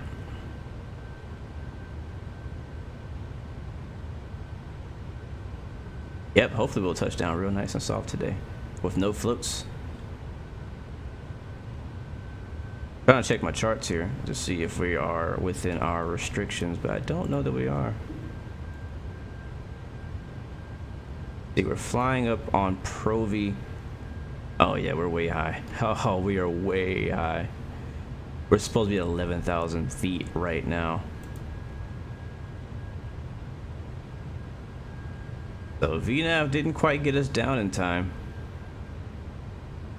But I think we'll be okay because we're landing south. So we still got plenty of time to actually get down. Matter of fact, no, we're fine. We're fine. So it's at or above 11,000. So we're free to fly as high as we want as long as we're not below 11,000 feet. The next altitude restriction is at Cran, which is in about 20 or so miles. And that one is at or below 12,250 knots. So we'll keep the speed brakes out to hopefully meet that in about 10, 12 miles. And our weather, where my co-pilots out at in the chat, if you guys do me a favor and get me the updated weather in Boston. Even though I have an ATIS, I want to get you guys involved there. But give me the ATIS, or give me the weather out in Boston so I can set my altimeters.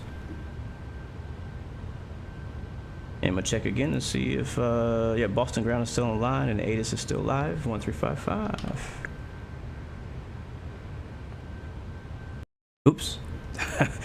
I didn't know that button did that. Information Delta 1754 Zulu. Wind 150 at 6. Visibility 10. Ceiling 6,000 broken.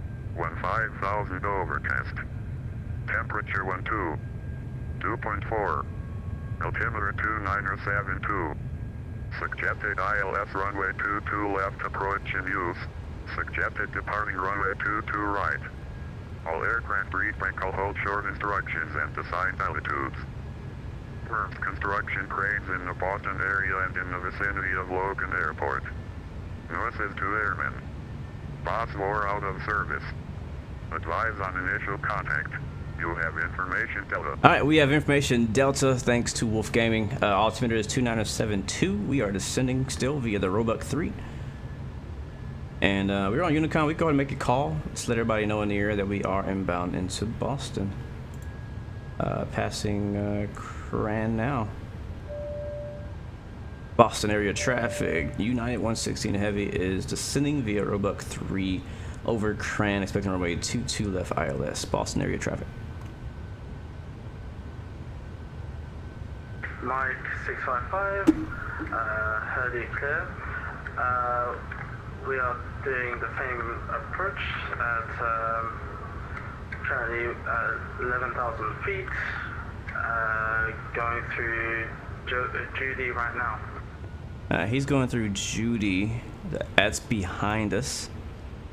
So I think he's just slightly behind. He did take off after us too, so it makes sense that he would still be behind us. He's landing on 15 right. Interesting, because we're landing 22. What? It sounds like it might be a crossing runway. It is. Yeah. It'll be okay. We'll be on the ground before he touches down. And I think he's going to take the long way around too. Alright, we're passing 14,000 now.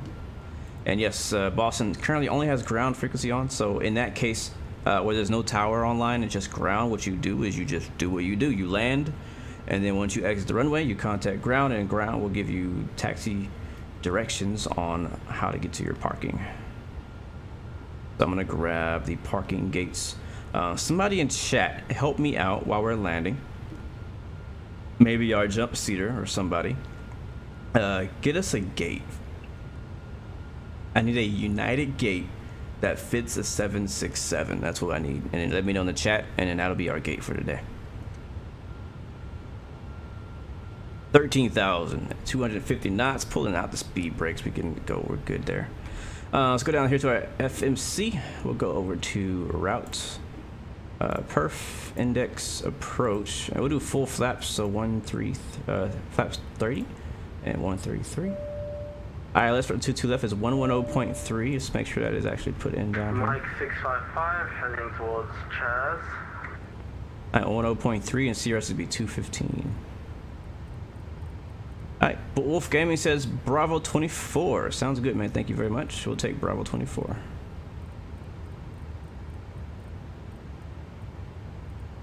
You write that down. I will forget. Bravo 24.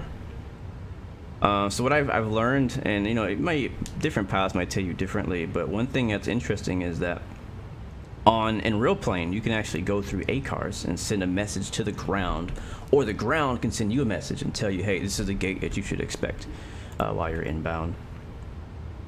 Sometimes at some airports you always park at the same gate, and at some airports you'll park at different gates. So it's really important that the ground or dispatch or somebody lets them know, hey, this is the gate you're parking at today,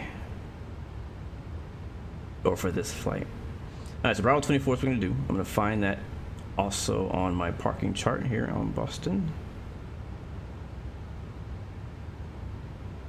So that gate fits 777s and 767s. Perfect. That's exactly what we need. Thank you very much for that. Well, Wolf Gaming, I'll have you assigned as my gate agent since you got us a good gate. All right, let's see, parking gates. There they are. And where is Bravo 24? Bravo 24 is, okay, that's pretty easy to find. It's just right next to Bravo. Cool. Man, I gotta say, as I mentioned earlier, I really enjoyed flying this plane. Much more than I expected. Alright, speed brakes are coming back out again. I need to investigate why my ortho was not coming through in this area.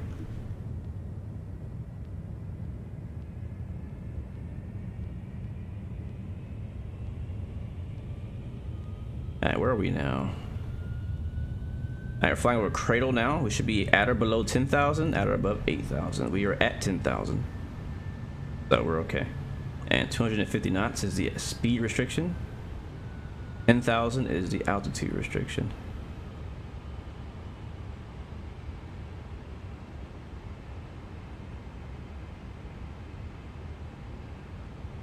Anybody in chat know how to fix a sky flashing issue in Vulkan?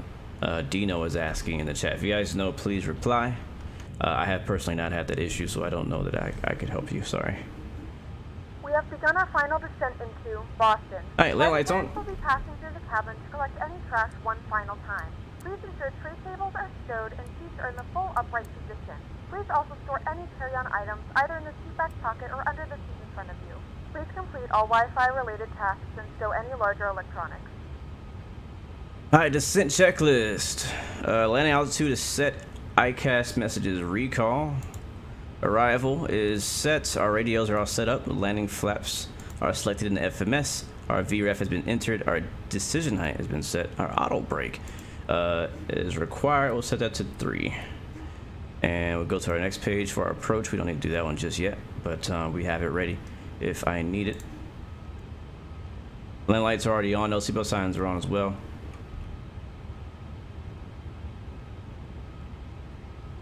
Do I know more about the Rotate MD-11 and the FlightFactor 777V2? I don't know more. I probably only know as much as you guys know. I know that I want both of those planes. I know that they're both coming. That's all I know right now.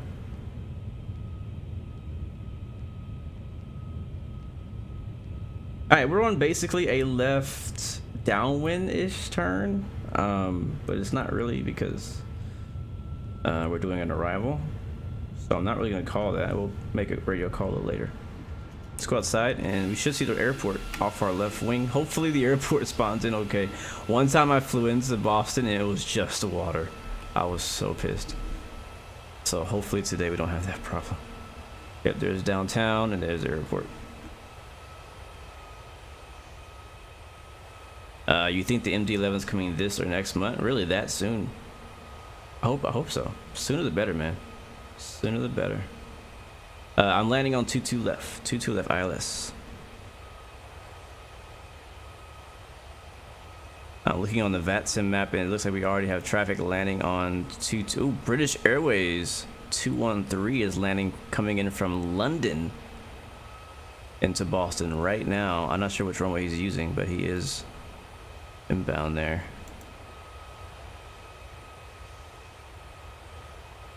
How many miles away from the airport are we? About 10, 20 miles? Yeah, about 20 miles.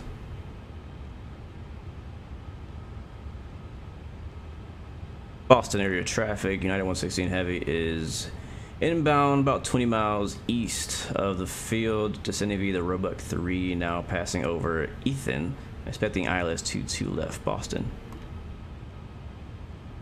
The MD-11 is 7 or 5 years in progress.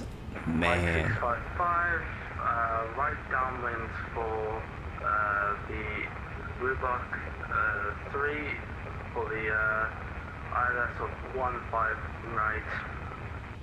I think I'm going to be ahead of that at United.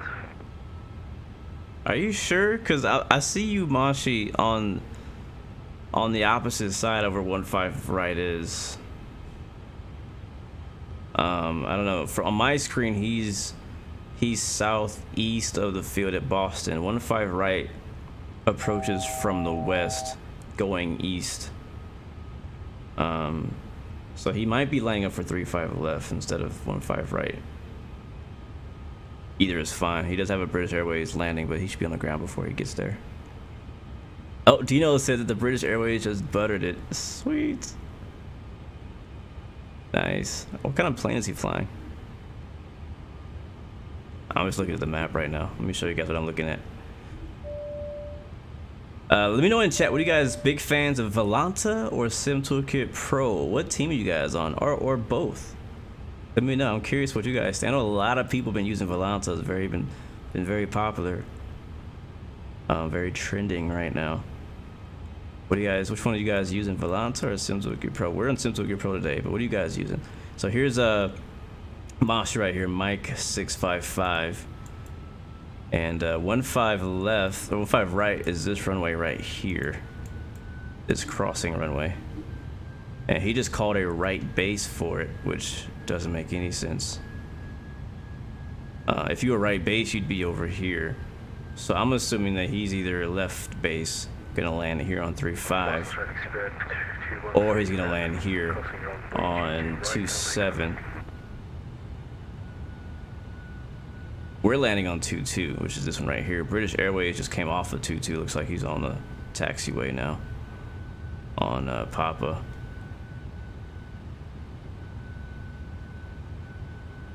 So sweet. Snubs, which one do you prefer?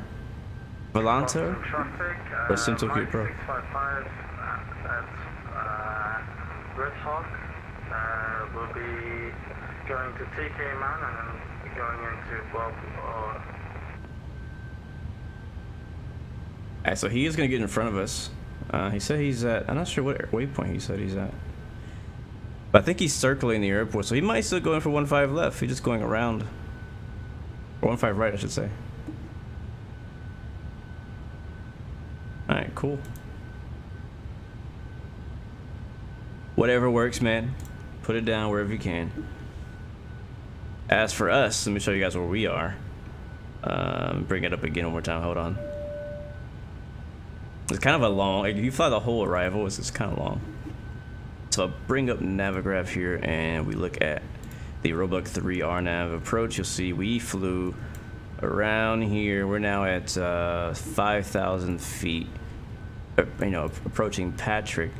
Now what we could do is cut this short and just go straight into a left downwind. We need to be down at like 4,000 feet at Noli. So that's what I'm gonna do actually. I'm gonna go down to 4,000 and we won't fly the vector portion, and then we'll do heading from here. So that way we can get down a lot sooner. Yep, there we go, flying into the approach. There's Noli up there. Noli would be at 4,000, so let's go down to 3,000. That way we can cut in like between Noli and Wayne. Yeah, that'd be dope. We'll do that. Boston traffic, United 116 Heavy is on left base, runway 22 left for the ILS, Boston. Let's get slowed down too. Way down.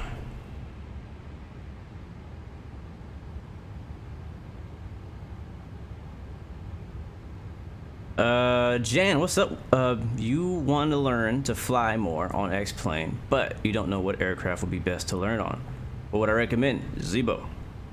Zibo. It's free, and it's great quality. And if you can learn how to fly the Zibo, then it'll set you up to fly basically any other plane out there. So yeah, I recommend the Zibo.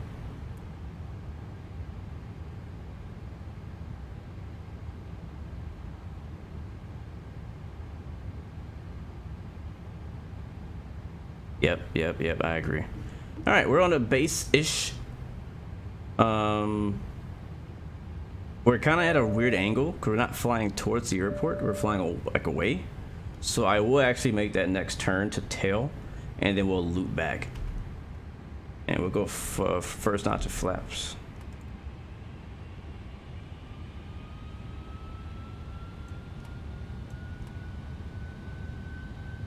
Remove window reflections. They make the windows look better.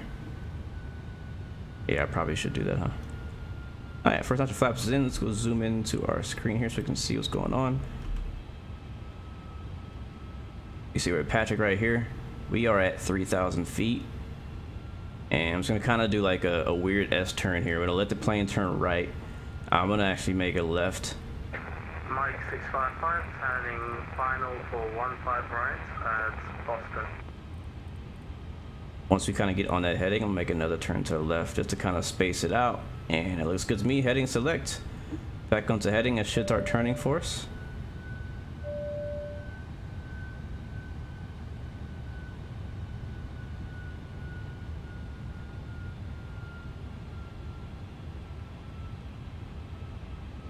Alright, auto brakes are set. Let's get to slow down. I think we're okay on our speed. Go 190 here, 185. I like to approach slow because things can happen fast. We'll keep that turn going to Wayne. I want to go right outside of Wayne.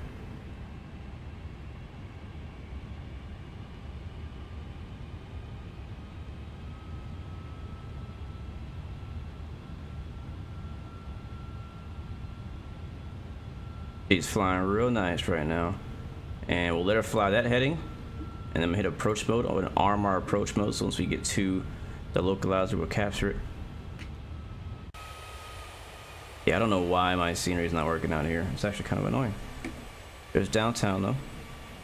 I probably need to re-download whatever ortho I had out here. Matter of fact, I think, yeah. We're in Massachusetts. I think there's a V-States, Massachusetts.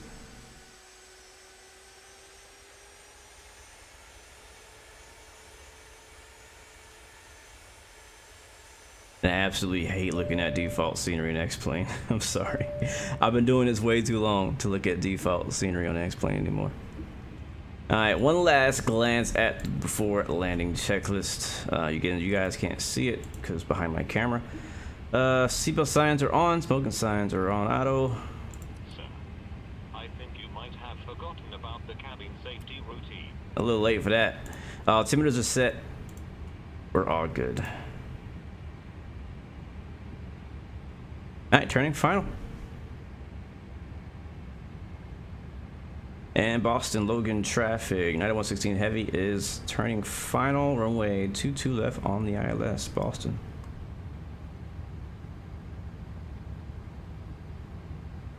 Yep. And we are fully established. There it is, glide slope and localizer all plugged in. Beautiful. We are a good 10 miles away, I think.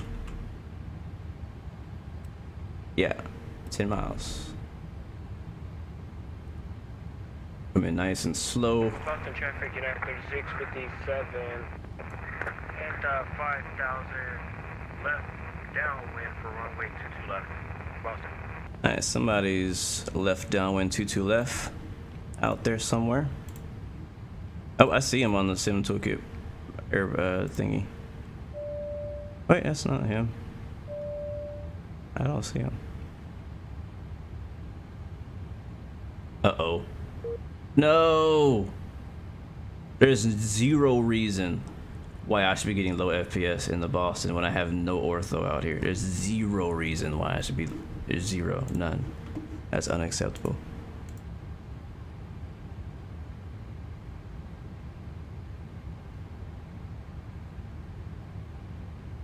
Alright, looking good though. I reconnected, but we'll see if we stay. Yeah, I don't know. Something about the approach of the airport is not good on my FPS because I am less than 20 FPS right now.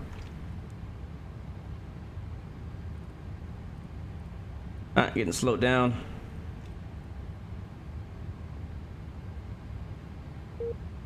Oh, there it is. Oh well. Oh well.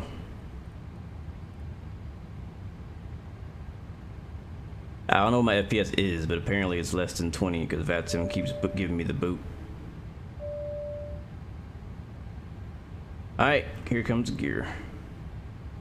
Where's the gear at?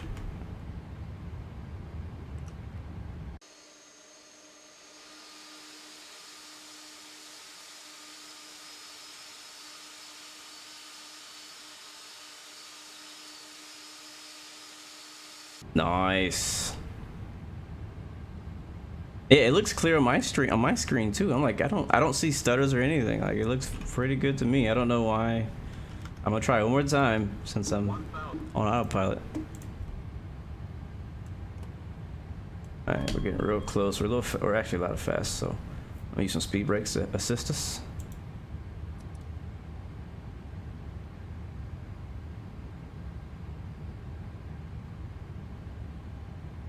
And here we go.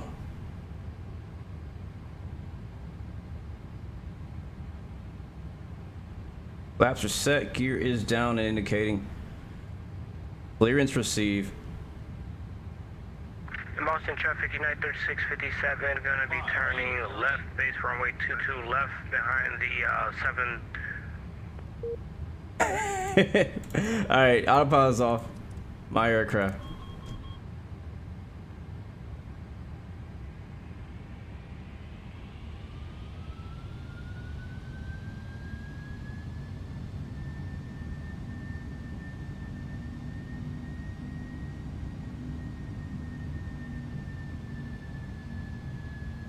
Too much power, too much power. Too much power. Oh, massive balloon there.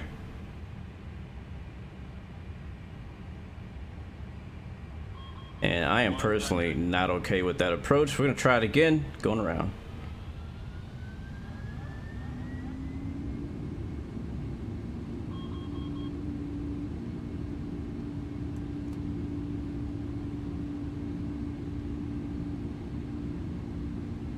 Alright, make a left turn, and we'll just do left traffic to come back and try it for another attempt.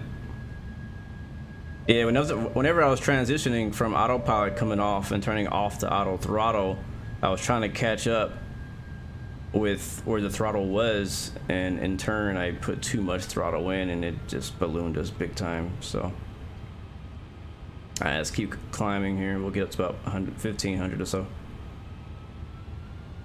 Yeah, like it was looking like we were gonna touch down on the second half of the runway, like beyond the halfway point. It was probably gonna float even more when I brought it down. So I was like, you know what? We only have one landing today. One landing. Let's make it good. And it doesn't take much for that power to kick in. That's what I'm learning too.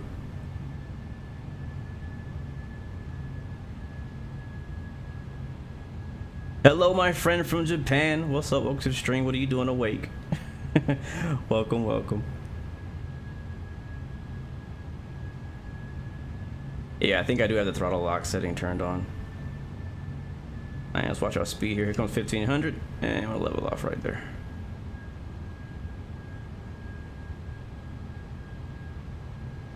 It's always weird for me doing like a traffic pattern in an airliner, you know what I mean?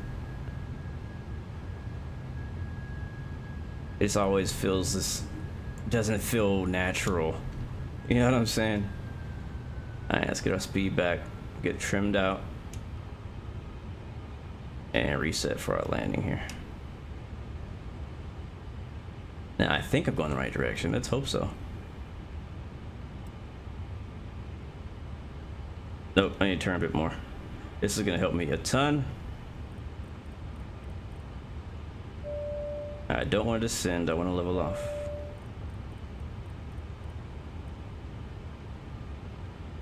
And we'll bring that speed back. I know I'm not connected, guys. It's not going to happen on VATSIM, sadly. For whatever reason, something has caused my FPS to be very low. So, VATSIM doesn't want me on because my FPS is not high enough. I'm going to turn here.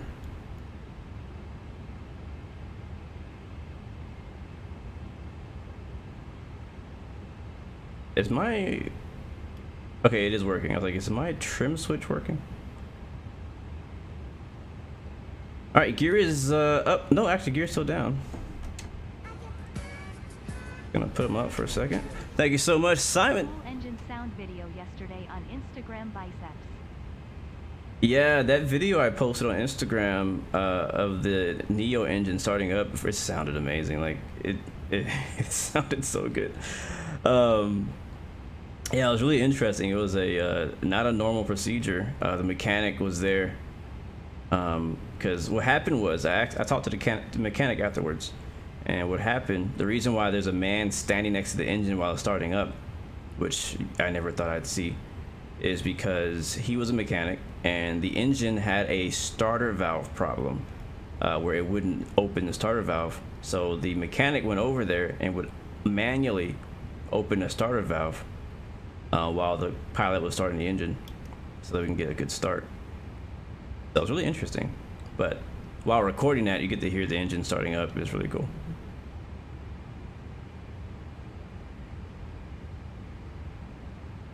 Great question. K-Core is asking, how do you match the throttle quadrant, or your throttle, your physical throttle, to the auto throttle whenever you're disconnecting autopilot? Now, this is a question I want to know as well. What do you got? What's the kind of like, what you guys do? Because usually what I try to do is I look over here to what auto throttle was at, right? And then I'll move my throttle back to where it was to match it however I saw it, right? today that didn't work out because of the throttle lock. It didn't actually move it, so I couldn't see where it was at, so I just kind of had to guess, and I guessed wrong. Did I update my driver? I don't know. Alright, oh wait, we're way out. Let's go ahead and turn in.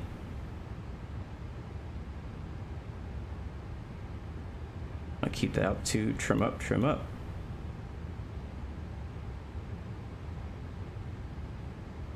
This thing, I don't know if it's just a smooth day, but this thing is flying very smooth.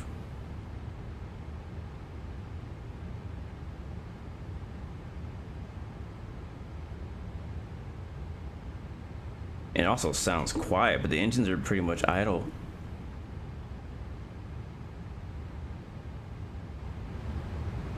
Turn the sound up a little bit.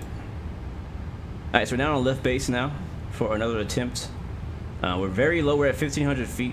Usually on this approach on a normal time, it'd be 4,000 feet high, so we stayed at 1,500. We flew probably longer than we need to go out.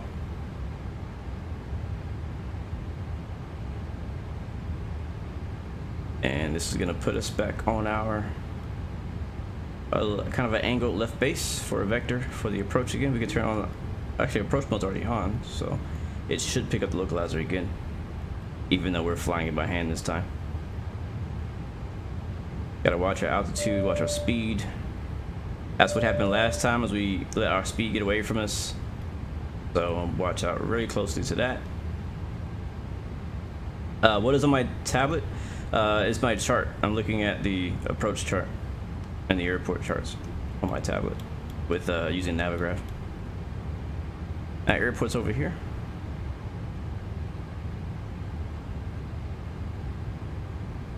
Trying to get some trim because the plane's actually wanting to descend, and I don't want to descend. The flaps coming in.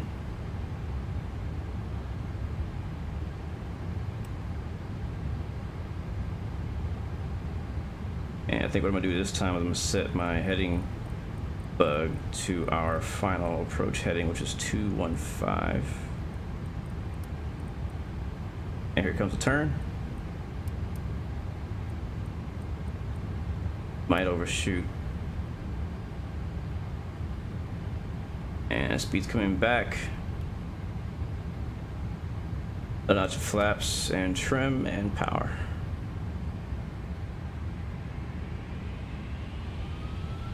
Almost perfect on that turn, but I overshot just a tiny bit. So retrimming it out now. We're just to the right.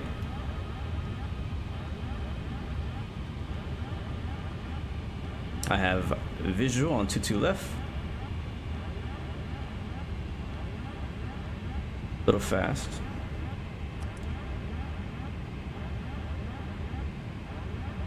I don't want to lose any altitude because we're already low.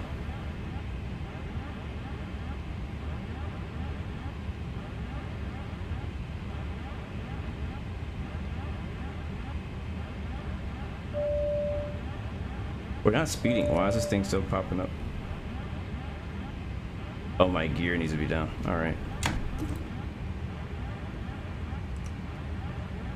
Hey, what's that warning?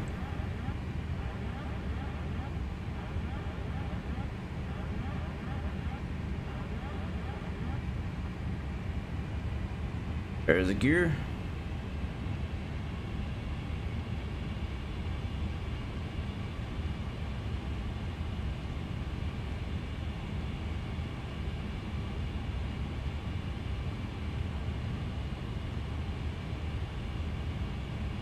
Alright, we should see the glide slope come down in a little bit. Got a little ways to go for that.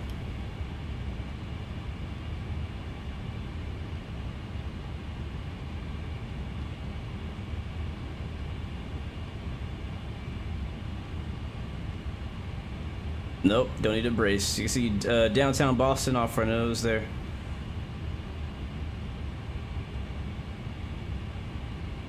And we're flying the ILS manually this time. After the go around, we did not turn autopilot back on, so it is all me right now. No, I can't blame autopilot for anything this time around. Alright, there's a glide slope, and those dropping. Not too much though.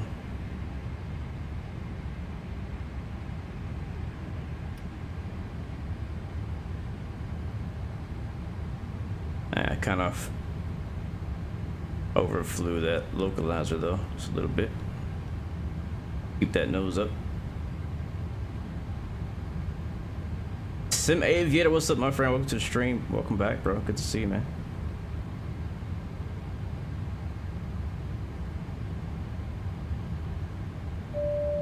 All right, and full flaps.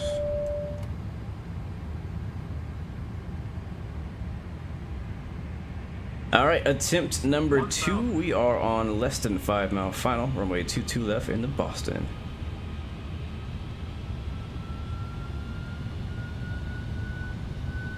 Yeah, like once that engine kicks in, it gives you a lot more power than you're expecting. Because I apply power, expecting to instantly get it, but it actually takes a little while to get that power that I was expecting. That's what happened to us last time. Caught me by surprise.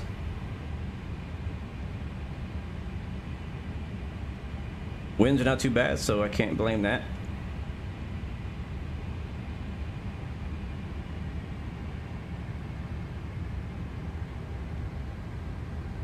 Terrain. I don't know if it's just me, but the approach always seems really slow, really low. All right, here we come. All aboard! I see 2 white, I see 2 red. United 116 heavy, you are clear to land, 22 left.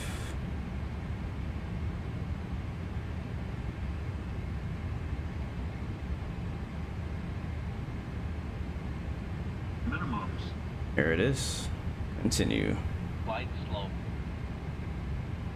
Put it low, it's okay. We're all right. 100. All right. 50. 40. 30. 20. 10. Almost buttered it. Probably should have kept that throttle in. It's okay. Here comes reversers. We're on a center line.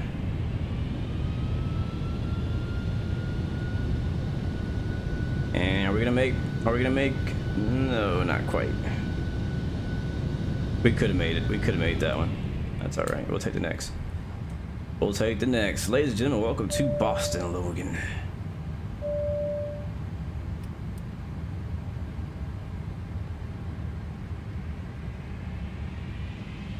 Wait till we get past the runway. We'll take it right here. This is going to be Gentlemen, Niner. welcome to Boston. The local time is 1:46 p.m. and it's currently about 30 degrees Fahrenheit. You can now use your mobile devices. Please remain seated until the aircraft has come to a complete stop and the seatbelt sign is turned off.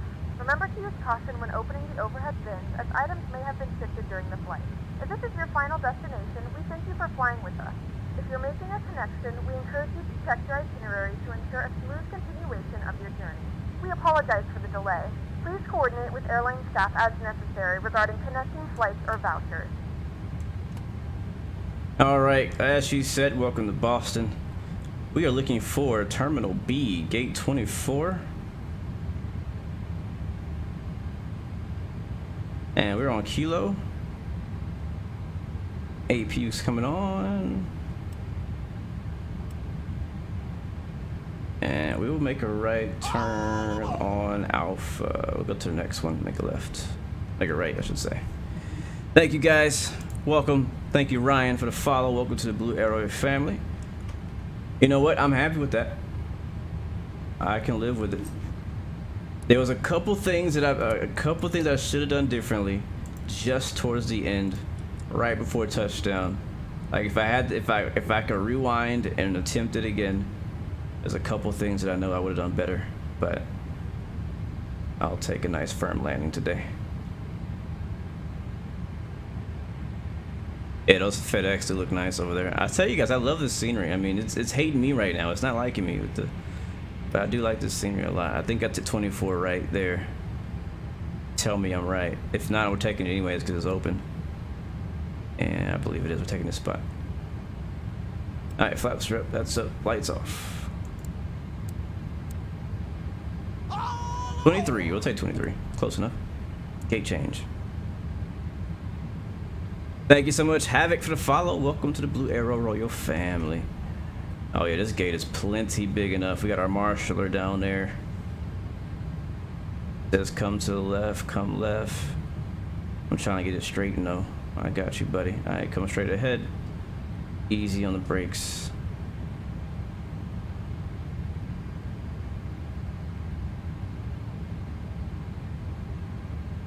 There it is.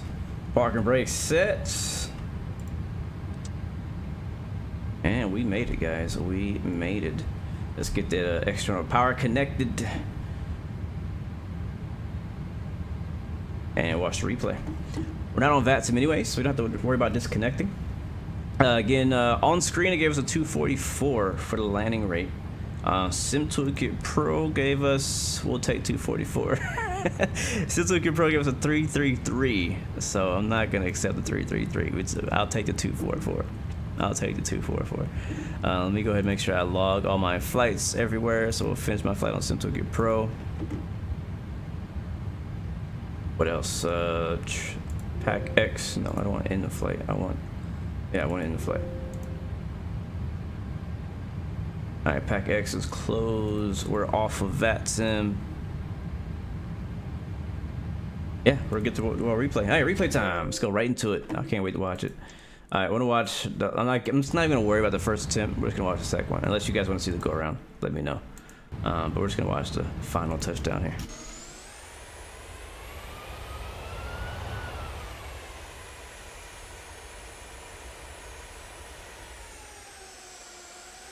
Yeah, 333 is not horrible. I just, you know, if I gotta choose between 244 and 333, I'm gonna take 244 for sure.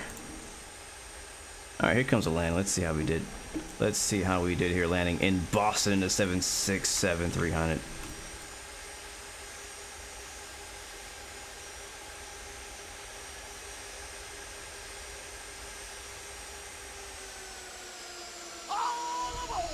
Balanced it a little bit. Nose came down a little earlier. I think we could have flared more. I think two things. I think it's two things. Either we should have stayed in the throttle. You saw me cut the throttle right before we touched down. But I lost all the lift. Should have stayed in the throttle and maybe a degree more of nose up. A degree or two.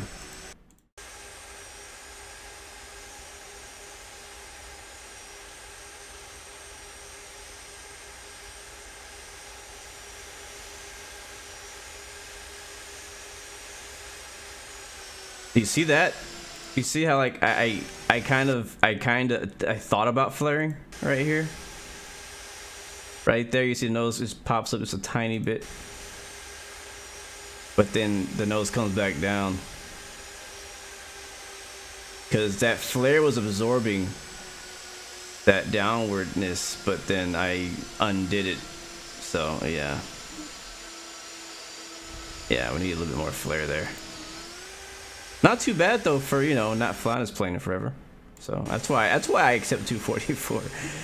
If I had been flying it a bunch, then I would not be accepted. Yes, we did bounce on the right side a little bit too. Yes, correct, Jan. Yeah, right gear came down just a little bit before, kind of a little awkward landing, so it wasn't probably the most comfortable of touchdowns, but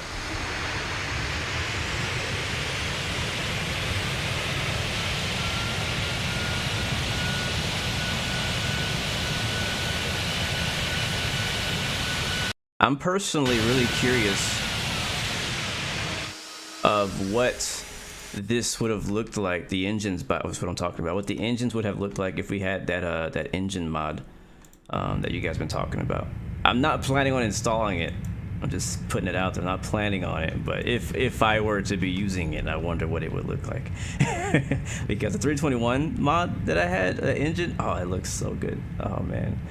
All right, right wing view. Here we come. Let's see how it looked like from the sim. Yep, FT Sim sound pack.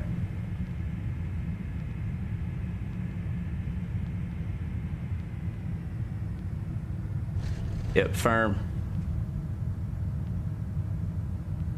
That's like a typical firm landing.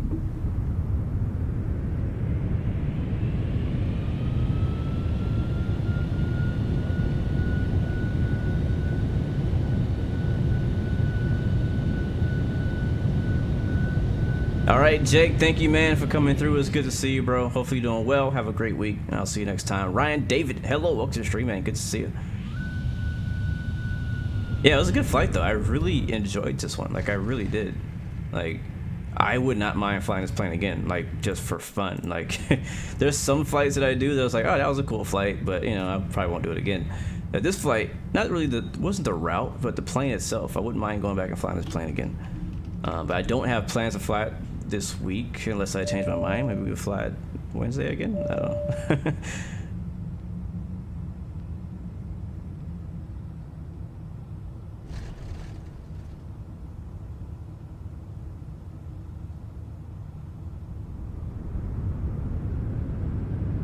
Gio is in the house. Welcome to the stream. I love the way one thing I like about this view is seeing the inside of the like the speed brake when it comes out when you land. I feel like it's super important to detail this area here. Some planes, Microsoft for example, don't put any detail, like all these hydraulics and wires, stuff like that, levers and all that. Like a lot of that's not modeled in a lot of planes, so having that there just adds so much to this view that I love it so much. Some people in chat are asking to see the go around. Yeah, we'll play that. We can play that. Let's watch the I haven't watched this view one more time from this angle. The clouds look amazing. Wow, this looks good actually. This looks really freaking good. I don't know about y'all, but I think it looks good.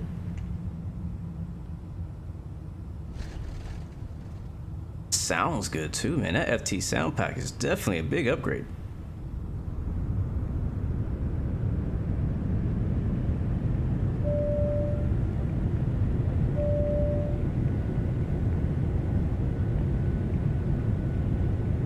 There it is. All right, so for the all popular spotter cam, aka tower cam, let's get that in real quick. I guess a real quick. Let me see. I guess we should probably watch. I'm watch from this side, so that way we can at least like see the rest of the terminal and stuff. You know what I mean? Watch from the fire. What do you call it? Firehouse. All right, here we come. Oh wait. Yes, I do lots of flights in Europe, just not today.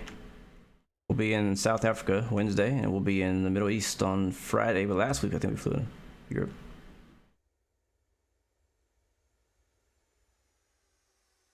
Yeah, I don't know. Watching it from that view makes me very unsatisfied with that landing.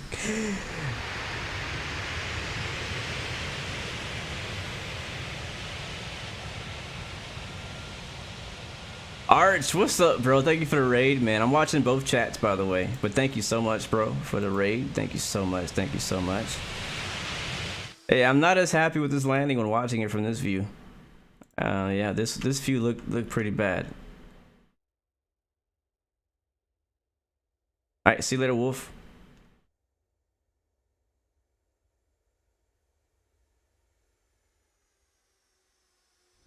Yeah, I think the worst part of it is how early that nose came down. That's the worst part of it there.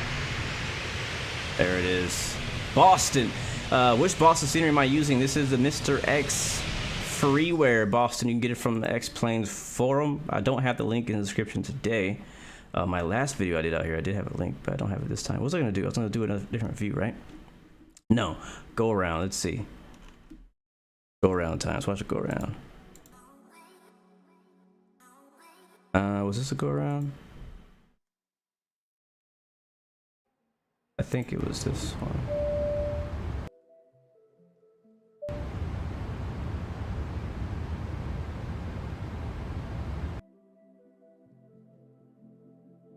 This might be the go around. I don't remember. No, it's not. Was it longer ago? Oh, here's a go around. Caution, terrain. Caution, terrain. Caution, terrain. Caution, terrain. Caution. Nice. Fast forward. I'll tell you guys, there's something special about seeing go arounds in real life. All right, so we're gonna watch it from like around here.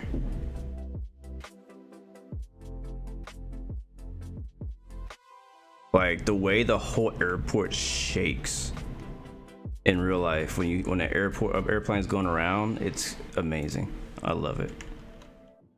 Like a plane's going around by the sound. Like it's even louder than like if somebody's just taking off. Sadly, you probably won't hear that in this case, but I'm turning music down.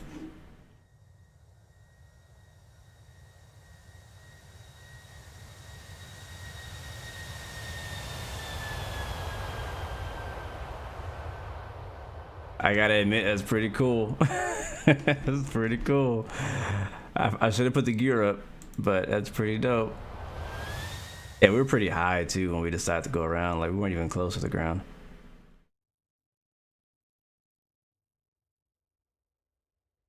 But right around here.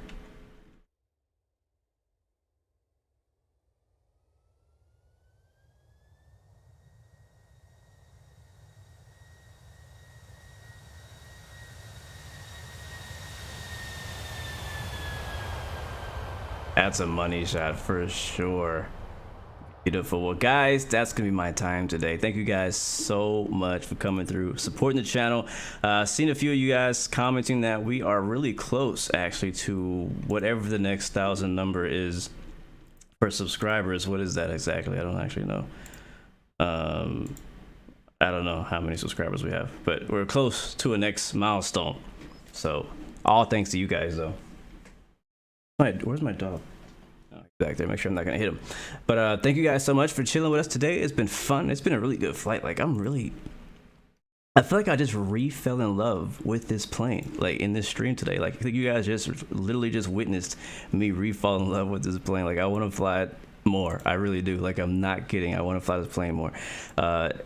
I don't know when we'll stream it again, but I'm probably gonna in my free time just go and do some 767 hops or maybe a overnight long haul or something. I don't know. Definitely makes me really excited about the 777 coming out soon. 757 would be a good flight too. But anyways, guys, Simon, thank you very much. Appreciate you. Good to see you. Ryan, thank you for as well for coming through. Arch, thank you for the raid.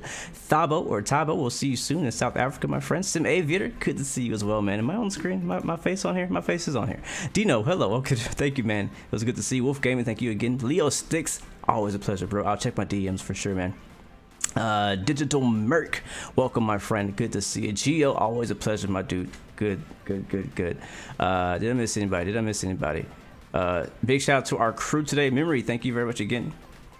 Our flight crew today was, our co-pilot was Operation, our co-pilot was Spotting TLV, Jump Seat was Dino. Thank you, Lena NDA, for the follow. Welcome to the Blu-ray family. Thank you very much. And our flight attendant was Echo. But anyways, guys, I am out of here. Until next time, remember you have 3 choices: give up, give in, give it all you got. Peace, love, and go around.